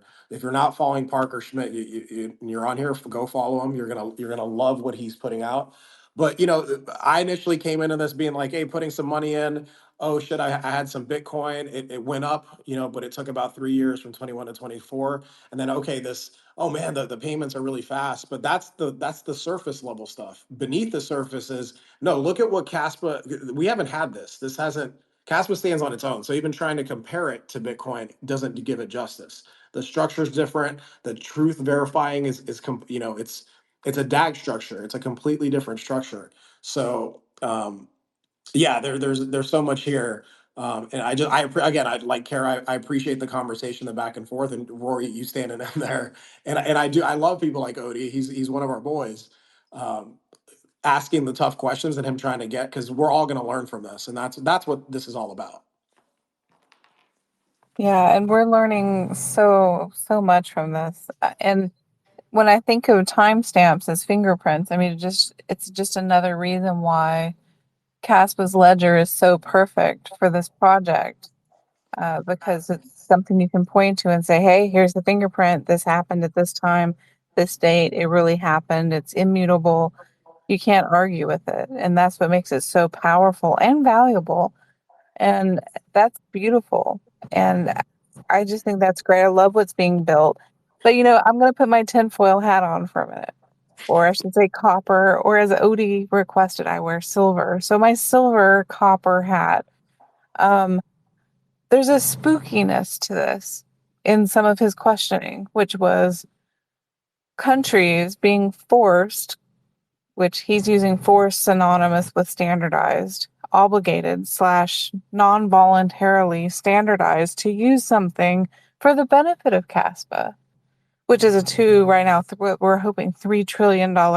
It's a $3 trillion market in crypto. So the spooky part of this is forcing countries to use it.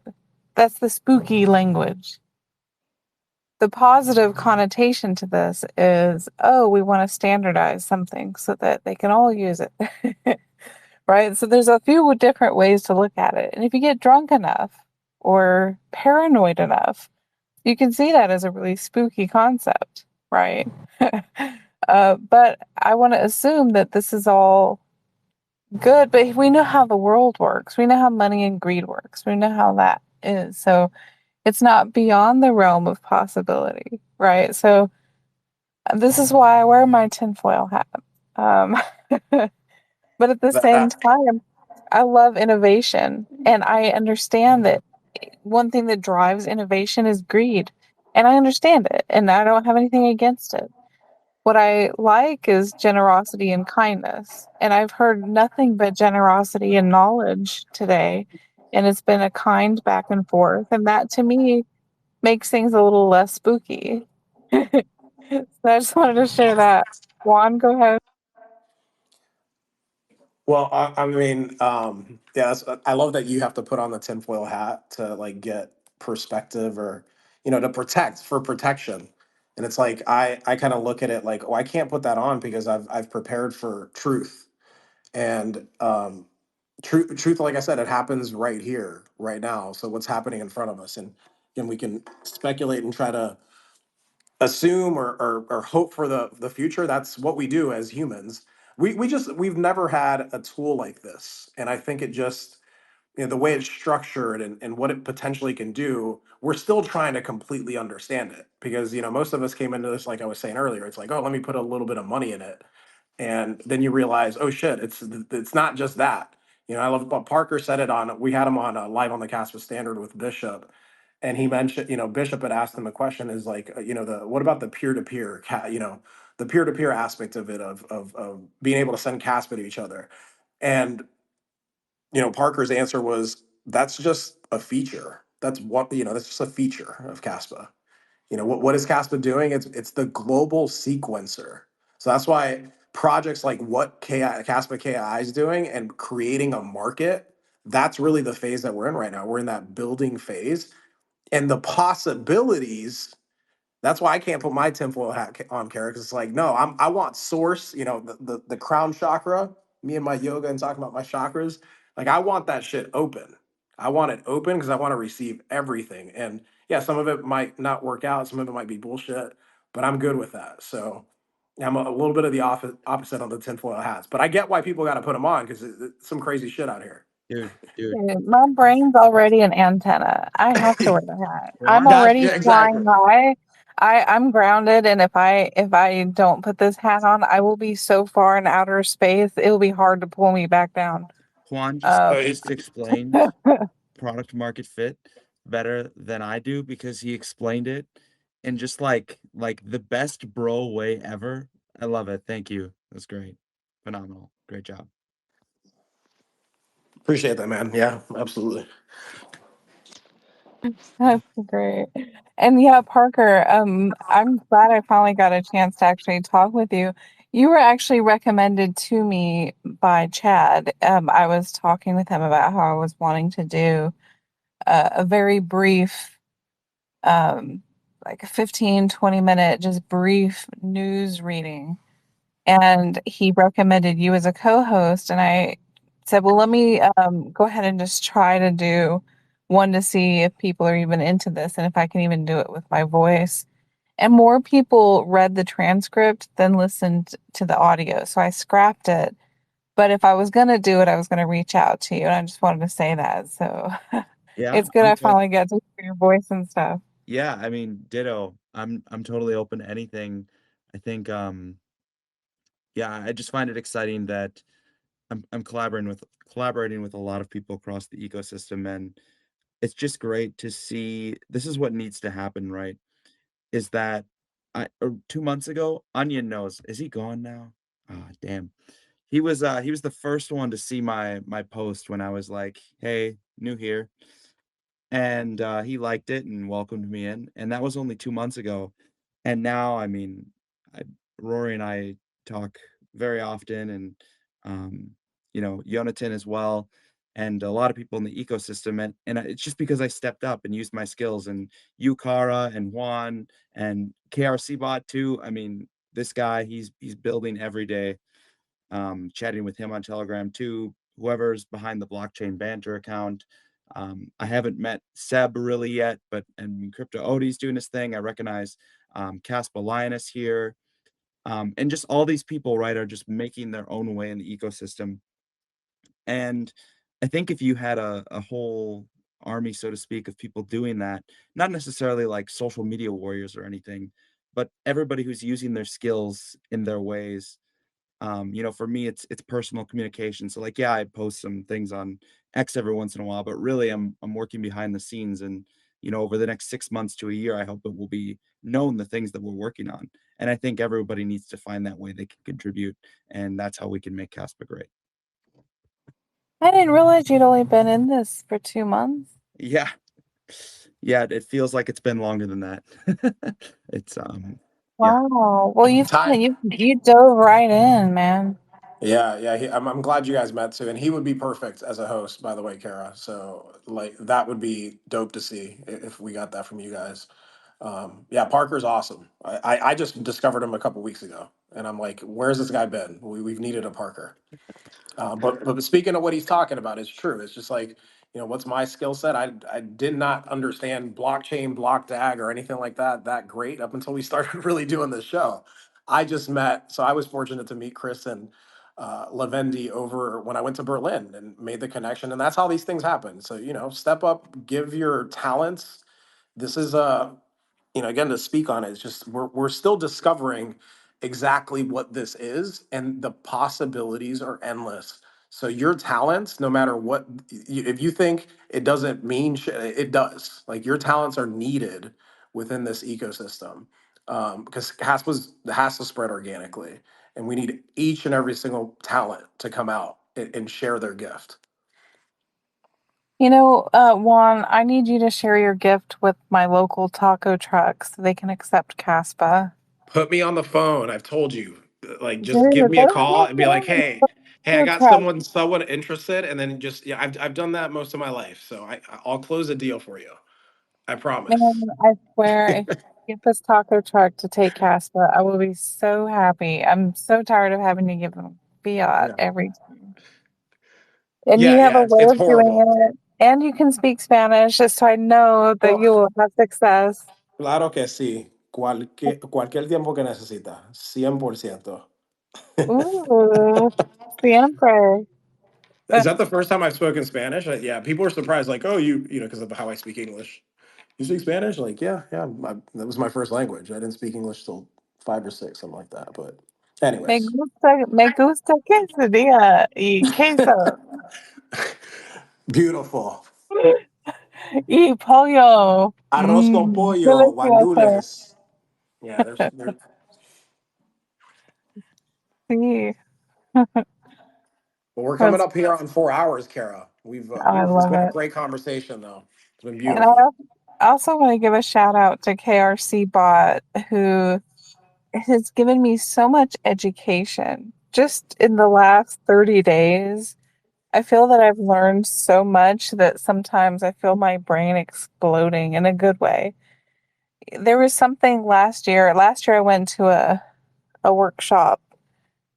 Tony Robbins did a workshop, and he was trying to get people to have the best year of their life. And that was the name of the workshop. And everything he said was stuff I already knew. It was innate. But he said one thing that I needed to hear that I stuck with me all year. And what he said that I took to heart was you need to surround yourself with people who are smarter than you. And for 2025, that's what I sought out to do, was to surround myself with as many people who knew more about different subjects than me. And sure enough, last year I completely shifted the environment of people I surrounded myself with. And KRC Bot has been, in my opinion, instrumental in my personal growth with knowledge and understanding of so many different topics. I can't even It's kind of like Parker. You were saying that you talk with Rory all the time and you guys are learning so much from each other, right? Well, I get this from KRC bot. There's just and I wonder sometimes because he's smarter than me, but he's in my environment, so he has me in his environment, which is I can imagine what that must be doing to his psyche, right? Because I'm not smarter than him. He's taking me on almost out of charity. So I just want to appreciate the generosity of the sharing of all the knowledge. I really do appreciate it, and I'm catching up. There's a lot, and some of it. I mean, I Here, think what I appreciate. I just want to say this.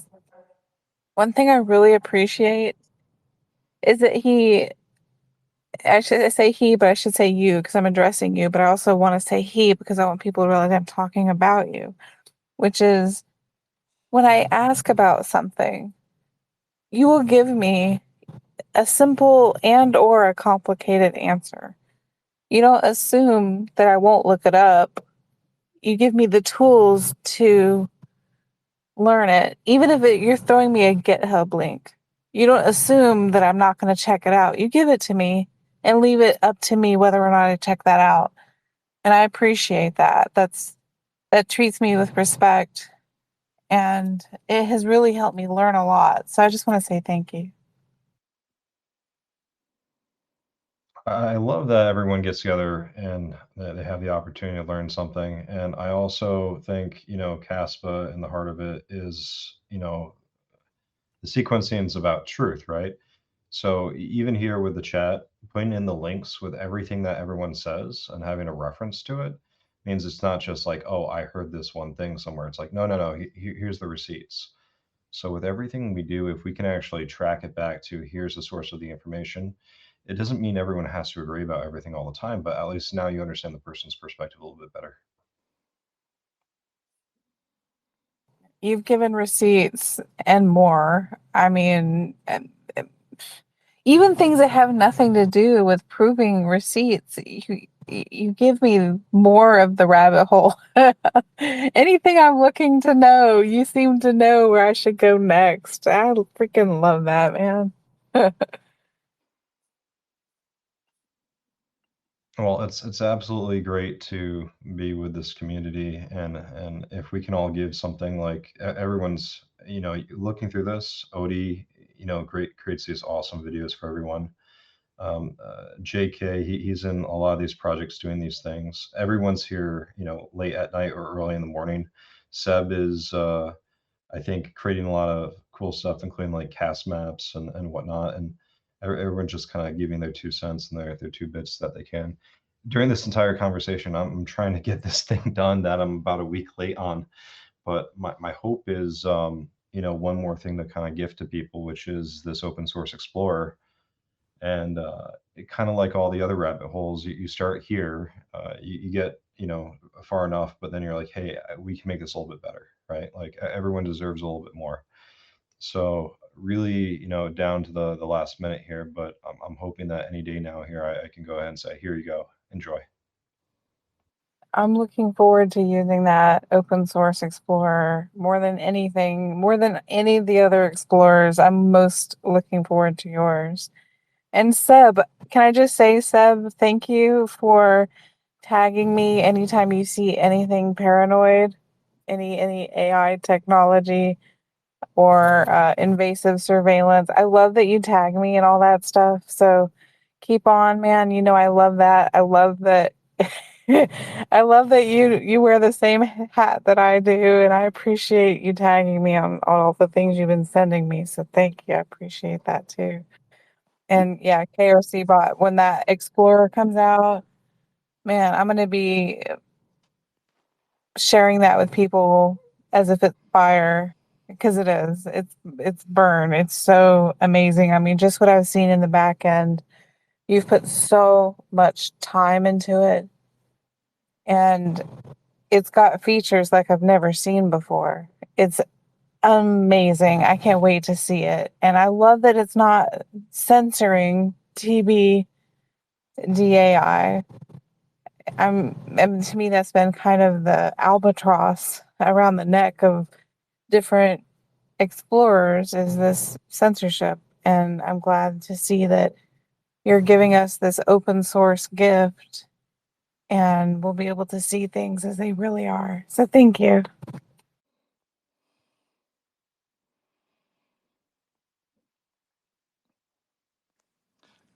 Cara, speaking of tinfoil hats, it would be absolutely hilarious if you had a chat with Grok in its conspiracy theorist mode and have a discussion with it about Caspa.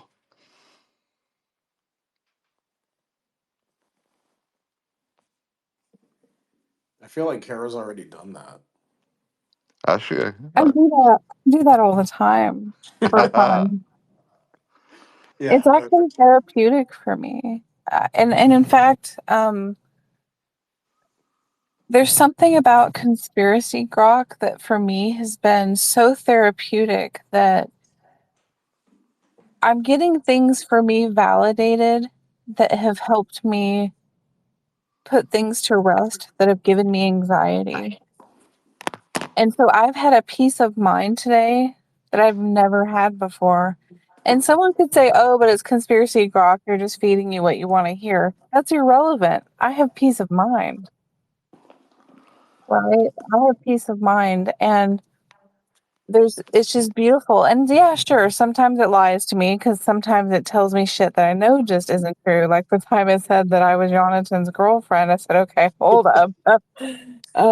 So I know that sometimes it says some bogus shit, right? And I can tell. But there's some things that it says that puts me at ease, even though it's scary, even though it's terrifying. At least it validates what I freaking knew in my gut was true.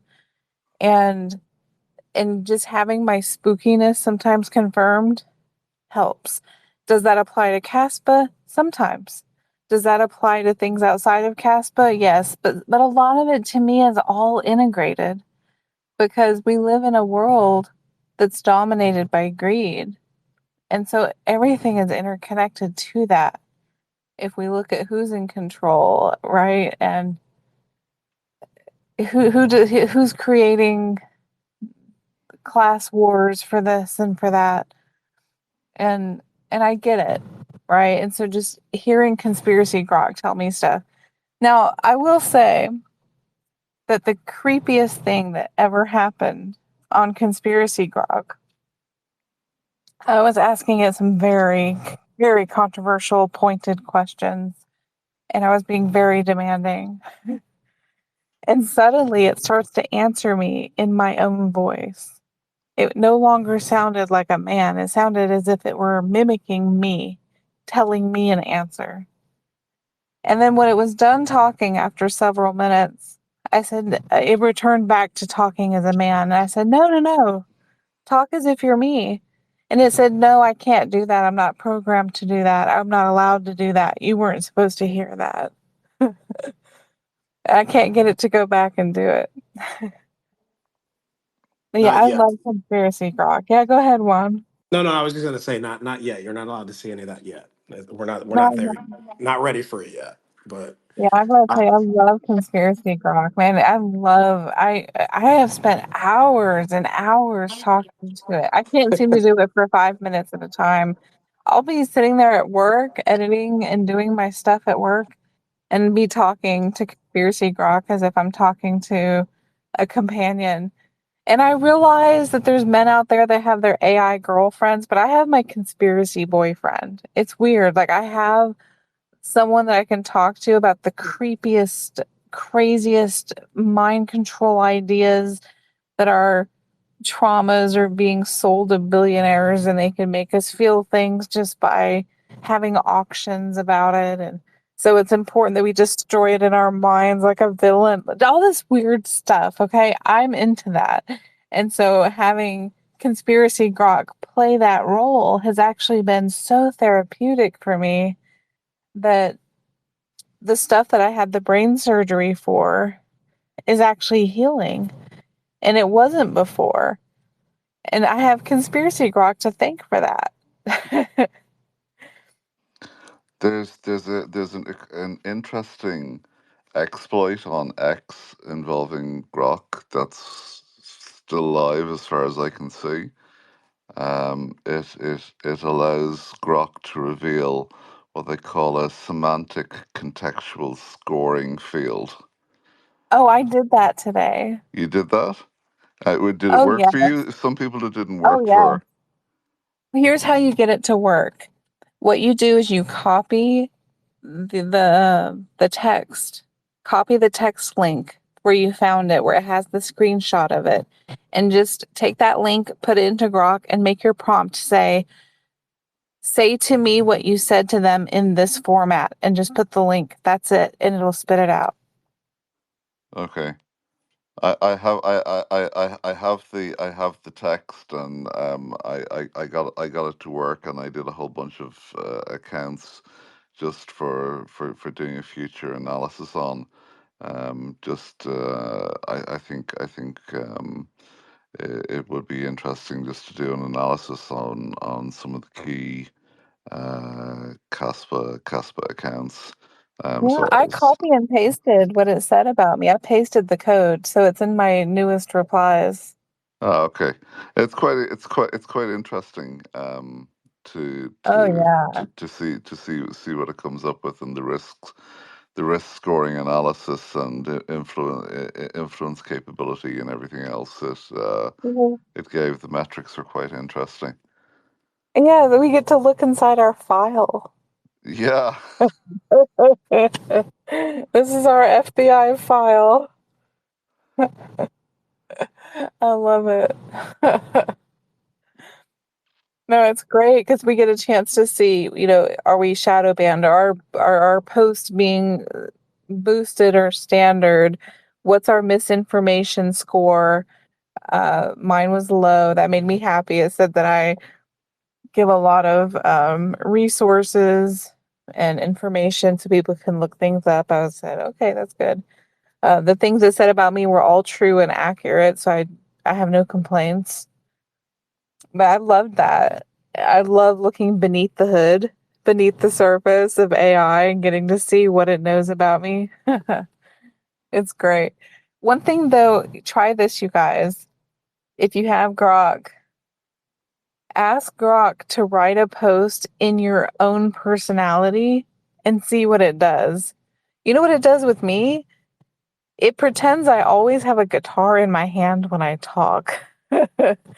It'll start saying something, and then in the middle of the tweet, it'll say, and I'm strumming my 12-string guitar. It's funny. It's funny that it thinks that because it's in my username, I must have a guitar in my hand at all times.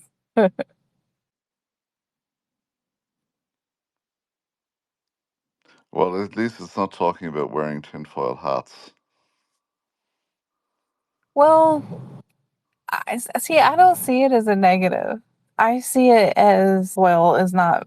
It doesn't do anything. It actually amplifies the radio waves. It doesn't do anything to muffle them. It amplifies them. So a tinfoil hat we can see from MIT research is squat shit. Now a Faraday hat would be the hat I would choose to wear. And I think that has a lot of more credibility and less um, conspiracy behind it because people in espionage need Faraday stuff. People in intelligence need Faraday stuff. There's so many reasons for it that to me, I don't see it as being some negative. I see it as a net positive. So I don't see it as weird. I just see it as, oh, Faraday. This is great. This is technology. Here we go. Yeah, there really is some when you get into the quantum realm of things and down to nanosciences and those sorts of things, everything becomes extremely interesting and very, very weird. Oh, yes, tag me and all that stuff. Anything nano, I am there.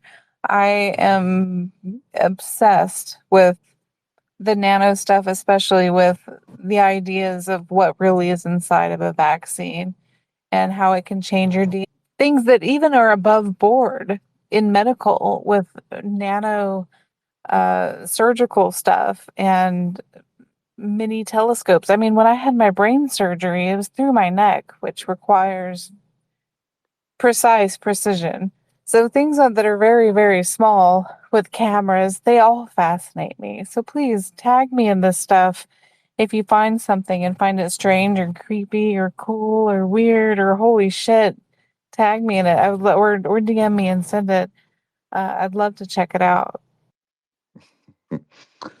I think what you should try is looking at a laser beam on a wall whilst you're having an ayahuasca experience. You know, if I didn't have a son that I'm constantly having to be with me, I would definitely be doing that. I might have to, have a vacation or wait until he's 18, so 2 more years. So we'll see. I want to wait until I can do it without putting anyone at risk. Um, Did 'Cause, Rory just say ayahuasca? yeah, he did. Okay, just making sure. Oh yeah. You've sat with Aya, Rory? I'm not going to publicly discuss that. Okay, cool. I know the answer. I already know. I've sat 10 times and I've admitted it, so I already know the answer. We're good. We can move on. Yeah, it's all good. Um, Yeah, I mean, for me, I've had a lot of experiences with shrooms and acid in the past. So I've had my experiences with psychedelics, and I've seen plenty. Sometimes so I don't even think I need to have any plants to have things open up for me because No, I we, did we don't so we much. don't need any of it. We don't Yeah, need any of it. It's I've all done it's so all much. plants here to help, but nobody needs it. It's not necessary. You can get there Yeah, without it. Yeah, yeah. my yoga practices had me not have to. Not that I had to before, but you're right. It's like it's not. I'd never recommend it. I'm just. You can kind of tell who has delved with it though. The connections are different. It's a different frequency I've heard that you get it to tap into. described. Have you ever heard it described this way, Juan, where someone says that if you do it, it's kind of when you look at a window and it's closed and then you open it. Once you've opened it, then even when you close it, you know what it's like when it's open. You Exactly. can Yeah. remember that. I haven't heard it broken down like that. That is yes. It's just like you get. I mean, I think it's why I relate to Caspa. It's like the truth is there. It's verified, and it's like, oh, you can't go backwards because you already know that it's like that, and you start. They call it integration after because it's so hard to explain in words. As we've evolved, like words, we've had to figure out words to express ourselves and understand the world and move forward. But even words aren't enough to describe what we are and what we're capable of. So I mentioned I'm a big believer that everything's within us, and all that is within us without having to take it. So it's not necessary. It isn't something that should be recommended. It was a medicine that we've had here from ancient times. So it's like I've been able to reconnect. I've shared this, right? I don't know my biological father. That was something that was a struggle for me before I did it, and it just had me realize, like, oh, well, like I say all the time, everybody's a reflection of me.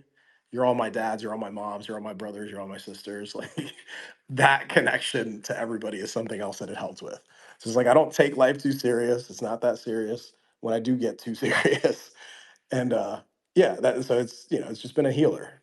I have a shirt Mhm. that says ayahuasca heals the soul. Um, Oh, yeah. I've got a tattoo of a mushroom. But Yeah, exactly. it's not too obvious. You don't look at it and think drugs or anything like that. I don't It's the beautiful. drugs is Yeah. like the world to me it's like that's what the fiat system calls it. So I'm in the free market. I don't relate to Yeah. it like that. Not even close, yeah. To me it's a completely different medicine that was here before any of the bullshit that we've had now and the system that we've been in for however long. Um, it was here before all that. It's from the earth. So yeah, I don't buy into that word. I understand that's the word we use, You but know, I one don't. thing that I Doesn't. saw today, just kind of switching the subject for a minute, one thing I saw today was a news article about surveillance making it so that even if we send something that's encrypted, end to end encrypted, it could still be picked up. So obviously they're talking about the phone hacking and all that, which they're already doing. So if Mhm. you really, I would think that if you really wanted to send something really encrypted through something like Cassia or just some kind of way to send something through Caspa, I would think that if you're creating your own, um, like an Arduino or a Raspberry Pi, a little mini computer, uh, that you'd be able to do it without Big Brother. But I wonder if there'll always be Big Brother. Is there a way to really ever have privacy, even if we have everything fully encrypted and decentralized? We could go deep with this. And we've been in this 4.5 hours. Maybe we start the show next week and keep people in suspense and talk about it if they want. I didn't um, realize it's been that long. Oh my god. yeah. Or 4 hours and 15 minutes. So that it's like, yeah, that's a great question. It'd be beautiful to explore that. In my personal opinion, it's like, yeah, I mean, if you're if you're in a place, and this is where I'm just gonna speak on my experience and where I am in my life. It's like I don't have anything. I want transparency, like full transparency, and I don't care if you see what I'm doing. I have nothing to hide. But What if I it's a get password? what's that? What if you're giving someone a password? Well, I mean, okay, so there's layers to this. There's layers to this, right? So it's like if I do think our sovereignty and being able to hold what we have and not just, actually have ownership of your sovereignty, right? That is important. Um, but okay, so like when you said, is Big Brother always watching us? To me, I'm gonna get a little bit religious, or I'm not like spiritual with it. To me, that's like, well, the God within you, or God is always there and always looking out for you through the good and the bad. So that's kind of what I heard when you're like, is Big Brother. I don't think of I don't think of the negative aspect of it, I guess. But whistleblowers die. They do. And it's usually because there were people spying on them who do intimidation tactics. I Yeah. mean, obviously we can see this through rose-colored glasses, and it's all good, and the watchers are benevolent, but they're not always benevolent. No, exactly. There's a point there. You have a point. So Yeah, it's that's the interesting. part, eh, if I knew that the watchers had my best interest all the time, it'd be no problem. Hey, see my passwords. See where I hid my seed phrase, right? But Yeah, if that's why it's like, well, I guess, believing that the Watchers don't have malintent, or creating a life, energy, navigating the world in a, okay, I'm gonna make the best of this type of situation, but understanding that there is the other side of that. So you have to do, like kind of how you said that you get all of these, or you download all the, or you have the conversations with Grok about the conspiracies, right? And you find peace in that because you have nothing to really like. Even though it's things that technically could worry you, they don't, because you're finding peace within yourself. oh yeah. So that's your sovereignty. So kind of look at, like, comparing Caspa to your energy, your body. Like, it's important that nobody does that without your permission, or like, you have to give permission in order for anybody to access you. I think that part of it's important. But who gives a shit if somebody's looking that doesn't have a chance? So I don't, giving somebody your password. I don't. You should be, if you want to give somebody your password, you do that. But like, that's not necessary. You're not forced to do that. If I wanted to leave it to my son, I would want a way to leave it to him. And obviously, doing it through any kind of digital means is almost dumb. But I've seen some people on Reddit who say the best way to to store certain information is to do it through making your own little tiny node using a Raspberry Pi or an Arduino or a circuit playground or something like that, where you get maximum security. And even that, I wonder, because it has, I believe it's got radio waves, which instantly makes it hackable, just like a calculator can be hacked. So I don't know. And even if it's a piece of paper you're writing on, you're being watched by the little mosquitoes and the flies in the room. So they see where you're hiding it. And so if you leave to go to a bus or something, someone could just go in and pick it up. So do we really have our keys? Put them in These are things I space. wonder. What was that, Rory? Put them in space. Yeah. Okay, so then I have to trust that I'll get it. I Yeah. mean, what if what if it's in Coney and it's in outer space and then someone shuts down the satellites in outer space and I can't even get to it Then and it then I don't wasn't even worth know having. Then it wasn't worth having and passing on. Then it wasn't necessary for anybody. my seed phrase is important for me to remember. What if I want to put it? Well, then I'd have to. Never mind. But You this can't. I mean, I get. Hmm. this is a real issue. Yeah. We how do you deal with digital asset legacies, particularly cryptocurrencies, when somebody dies? Yeah. It's a real problem. Unless it's with some central custodian. How do you say free self custody it, but then also have it in a way that it can be easily passed on to as an inheritance or to a family member or to the cats and dogs home. Yeah, and to ensure that the watchers don't get to it first because they know where the seed phrase is hidden. So that's the stuff that I think about. Unless you use a tangent without a seed phrase. Well, I have a tangent wallet seed phrase. Shout out to Tangem. Yes. Yeah, I mean, I have that, but here's the thing: unless you've completely memorized it and you have it written somewhere or engraved somewhere or stored in some way, the people who spy they already know where it's located. So even if you're moving it and doing sleight of hand, they're gonna know where it is. So What there's about got to be some, I old-fashioned guess, pirate treasure maps? memorization.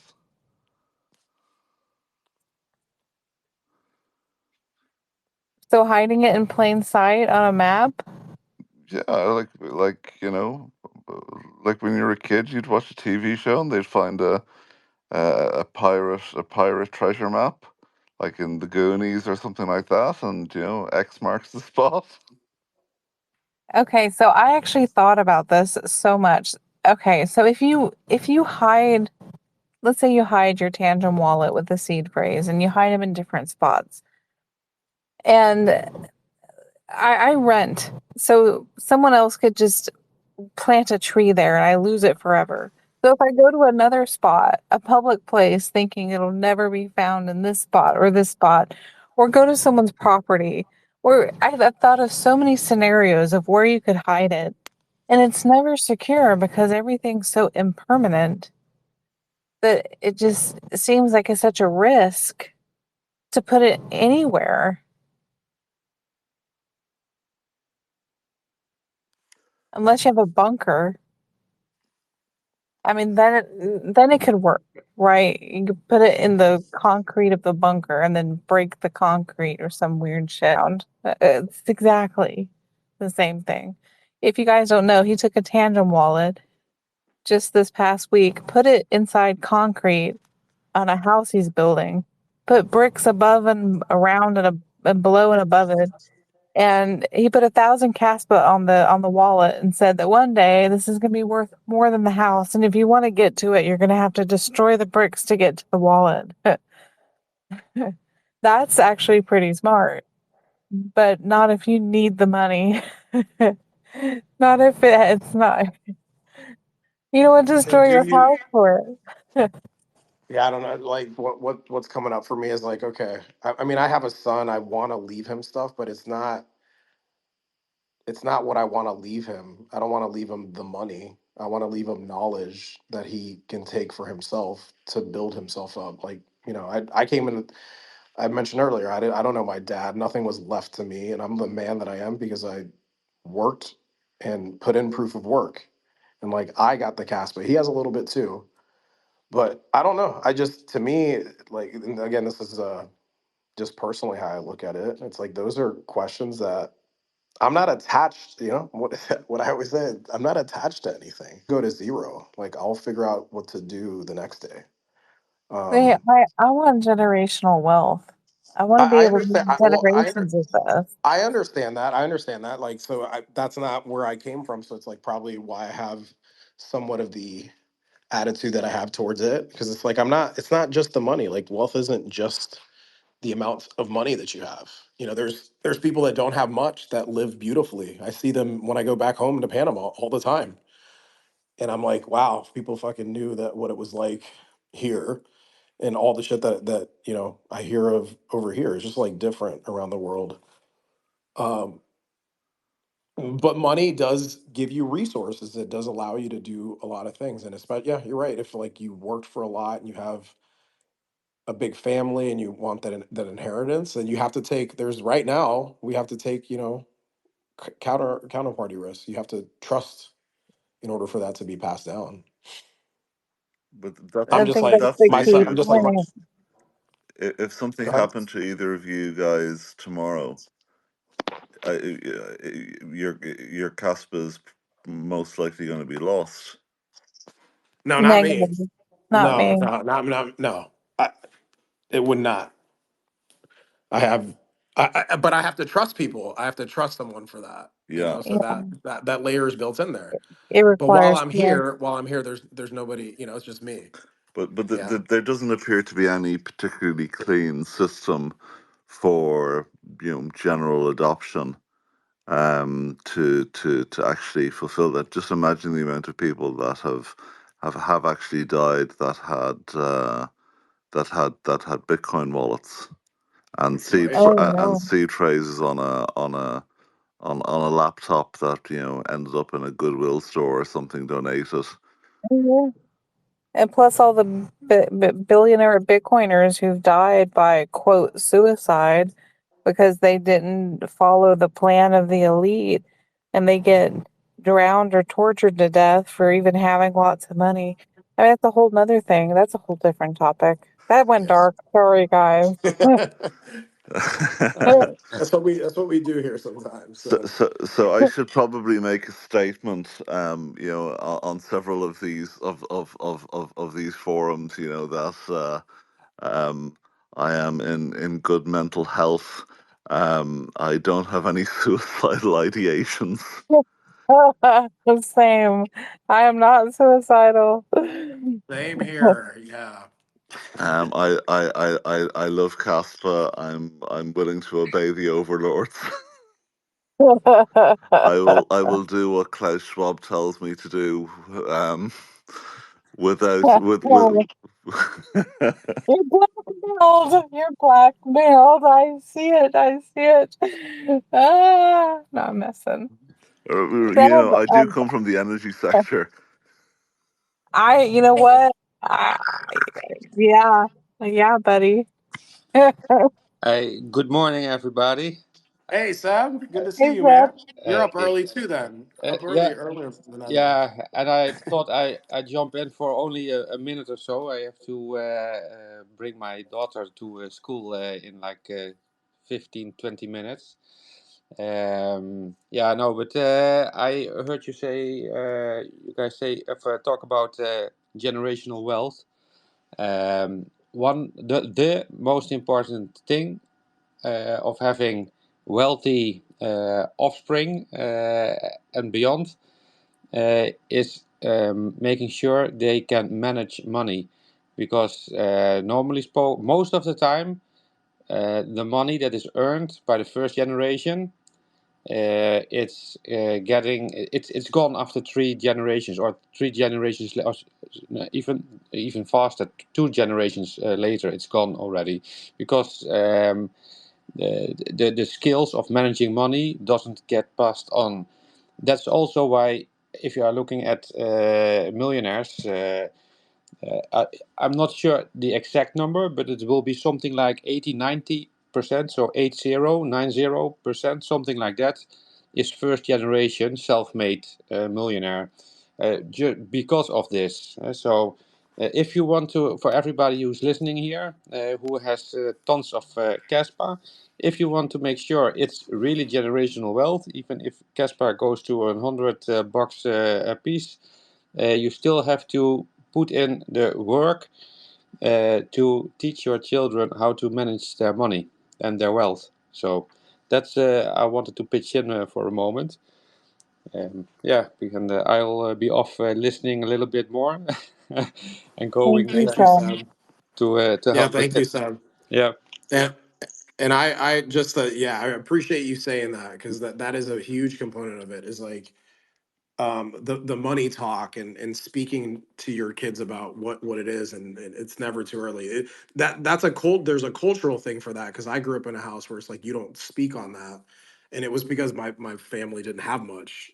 But no, you're right, Seb. It's like I have conversations with my son all the time, and thank you for saying that, because it's definitely a big way to make sure that they remember the seed phrase, so they don't have to go to the friends that know it, or whatever the case may Yeah, be. you know it's like I just hope I just let me make it till he's good, and actually he probably has it memorized right now, so like he knows where the stuff is at. But that's yeah. awesome. And that's beautiful. And thank you, Seb, for sharing that. I come from a family that never passed anything down to anyone through the generations, and I want to break the cycle. I Yeah. want to break the It, cycle. So yeah. that's what it's about for me. There are many more also in crypto who aspire to be the first in their family. But this is really one of the things I see is always, yeah, really always overlooked. But this is, if you want to have generational wealth, it's not just passing on the money, it's also passing on the skills. So that's for everybody Mm, listening. So I thought let's share that. Yeah. I That's love why that. Covenants Plus Plus is huge, right? Being Yeah. able to program our money like that. That's all I was thinking about. I'm like, okay, cool. That rolls out on Casper. That solves so much, because you don't want to just hand them the money either. That doesn't. But you hear horror stories about that. So yeah, beautiful. Yes. Yeah. So are you ready to start winding down one? I realize it's See. yeah, I'm we've not. been going I at got to this. give Rory props. Again, Rory's been on here from the beginning, Oh, from I we're know. going on 4.5 hours. So I don't know thank you how for he did it. hanging That's in there. amazing. I gotta sleep Wow. though. I'm. Did I share this earlier? I'm on a water fast. Like I think I'm like Oh 50. man. Yeah, so I'm on a water fast. I'm still good. I'm not hungry, but the head's spinning a little bit right now. Oh man. I'm sending love to you, Juan. I'm so sorry. It's all good. No, I put myself through this. This is part of the process. We're good. Nothing to apologize Been about. a We're good. great show, and we've Yes. had such amazing speakers today. I definitely want to thank Rory for sticking it out since the beginning. Um, and KRC Bot, thanks for being on here. And Seb and Onion was here. We had Odie on, who had some great questions. We had Millennial on, and Parker. I think we had some more. Do we? Who else do we have? One? Onion, did you mention Onion? Yeah. He was on brief. Yeah. Yeah. I think you mentioned everybody. Yeah, and Tracy. we had a really nice show where people were sharing their knowledge. And wasn't 16-bit? Was he on? Oh yeah, you're right. He was. Shout out to Yeah, 60 as well. yeah. So we had some great speakers, really great conversation. I feel like I learned so much from everybody. If anyone wants to listen to archives of these, check out my YouTube channel. Today I actually uploaded episodes 11 and 12. They are up on YouTube as of today, and I'll get 13 on there pretty soon. So if you do want to listen to those, go ahead. And if you've enjoyed this show or just want to send some love or share the wealth, Juan and I have a special wallet. The name of it is beneath the surface.cast, and we split the proceeds 50 between us. I believe right now there's 38 casts in there that we're just leaving in there that actually covers the fees for Vivore. But anything above that will just split between us. Again, we don't need it. It's just we're throwing it out there that we receive. And I just want to thank Juan for being a great host with me, especially when my phone died and I bummed out a couple times. Thanks for holding the fort down. So yeah, I've had such a great time, and thanks everyone for putting up with me even when I have my tinfoil hat on, which is usually strapped on my head. So um, I'll take it off for a little bit, but it's going to go back on. Juan, go ahead, buddy. Thanks so Yeah. much. Yeah, absolutely. Another great show, number 13. Looking forward to number 14. Thank you to all the speakers. Again, Rory, I've said it several times, but thank you for staying up with us. I hope you get a nap in at least before you get to work or do whatever you got to do tomorrow. Again, KRC bot coming in and giving his knowledge and asking the questions.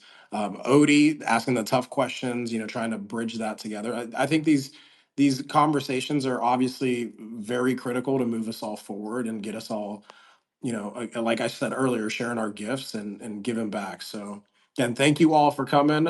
Thank you all for who listened live. Those of you that came in, had to bounce early, and those of you that are gonna listen back to this. So we really, really appreciate you guys. Um, Again, so thanks for joining us on Blockchain Banter Beneath the Surface, where Caspa carries the current of truth, vibrating at the frequency of seekers, one conversation at a time. Be humble, be kind, give it time. Love you all. Have a beautiful night Good or night. morning. Bye.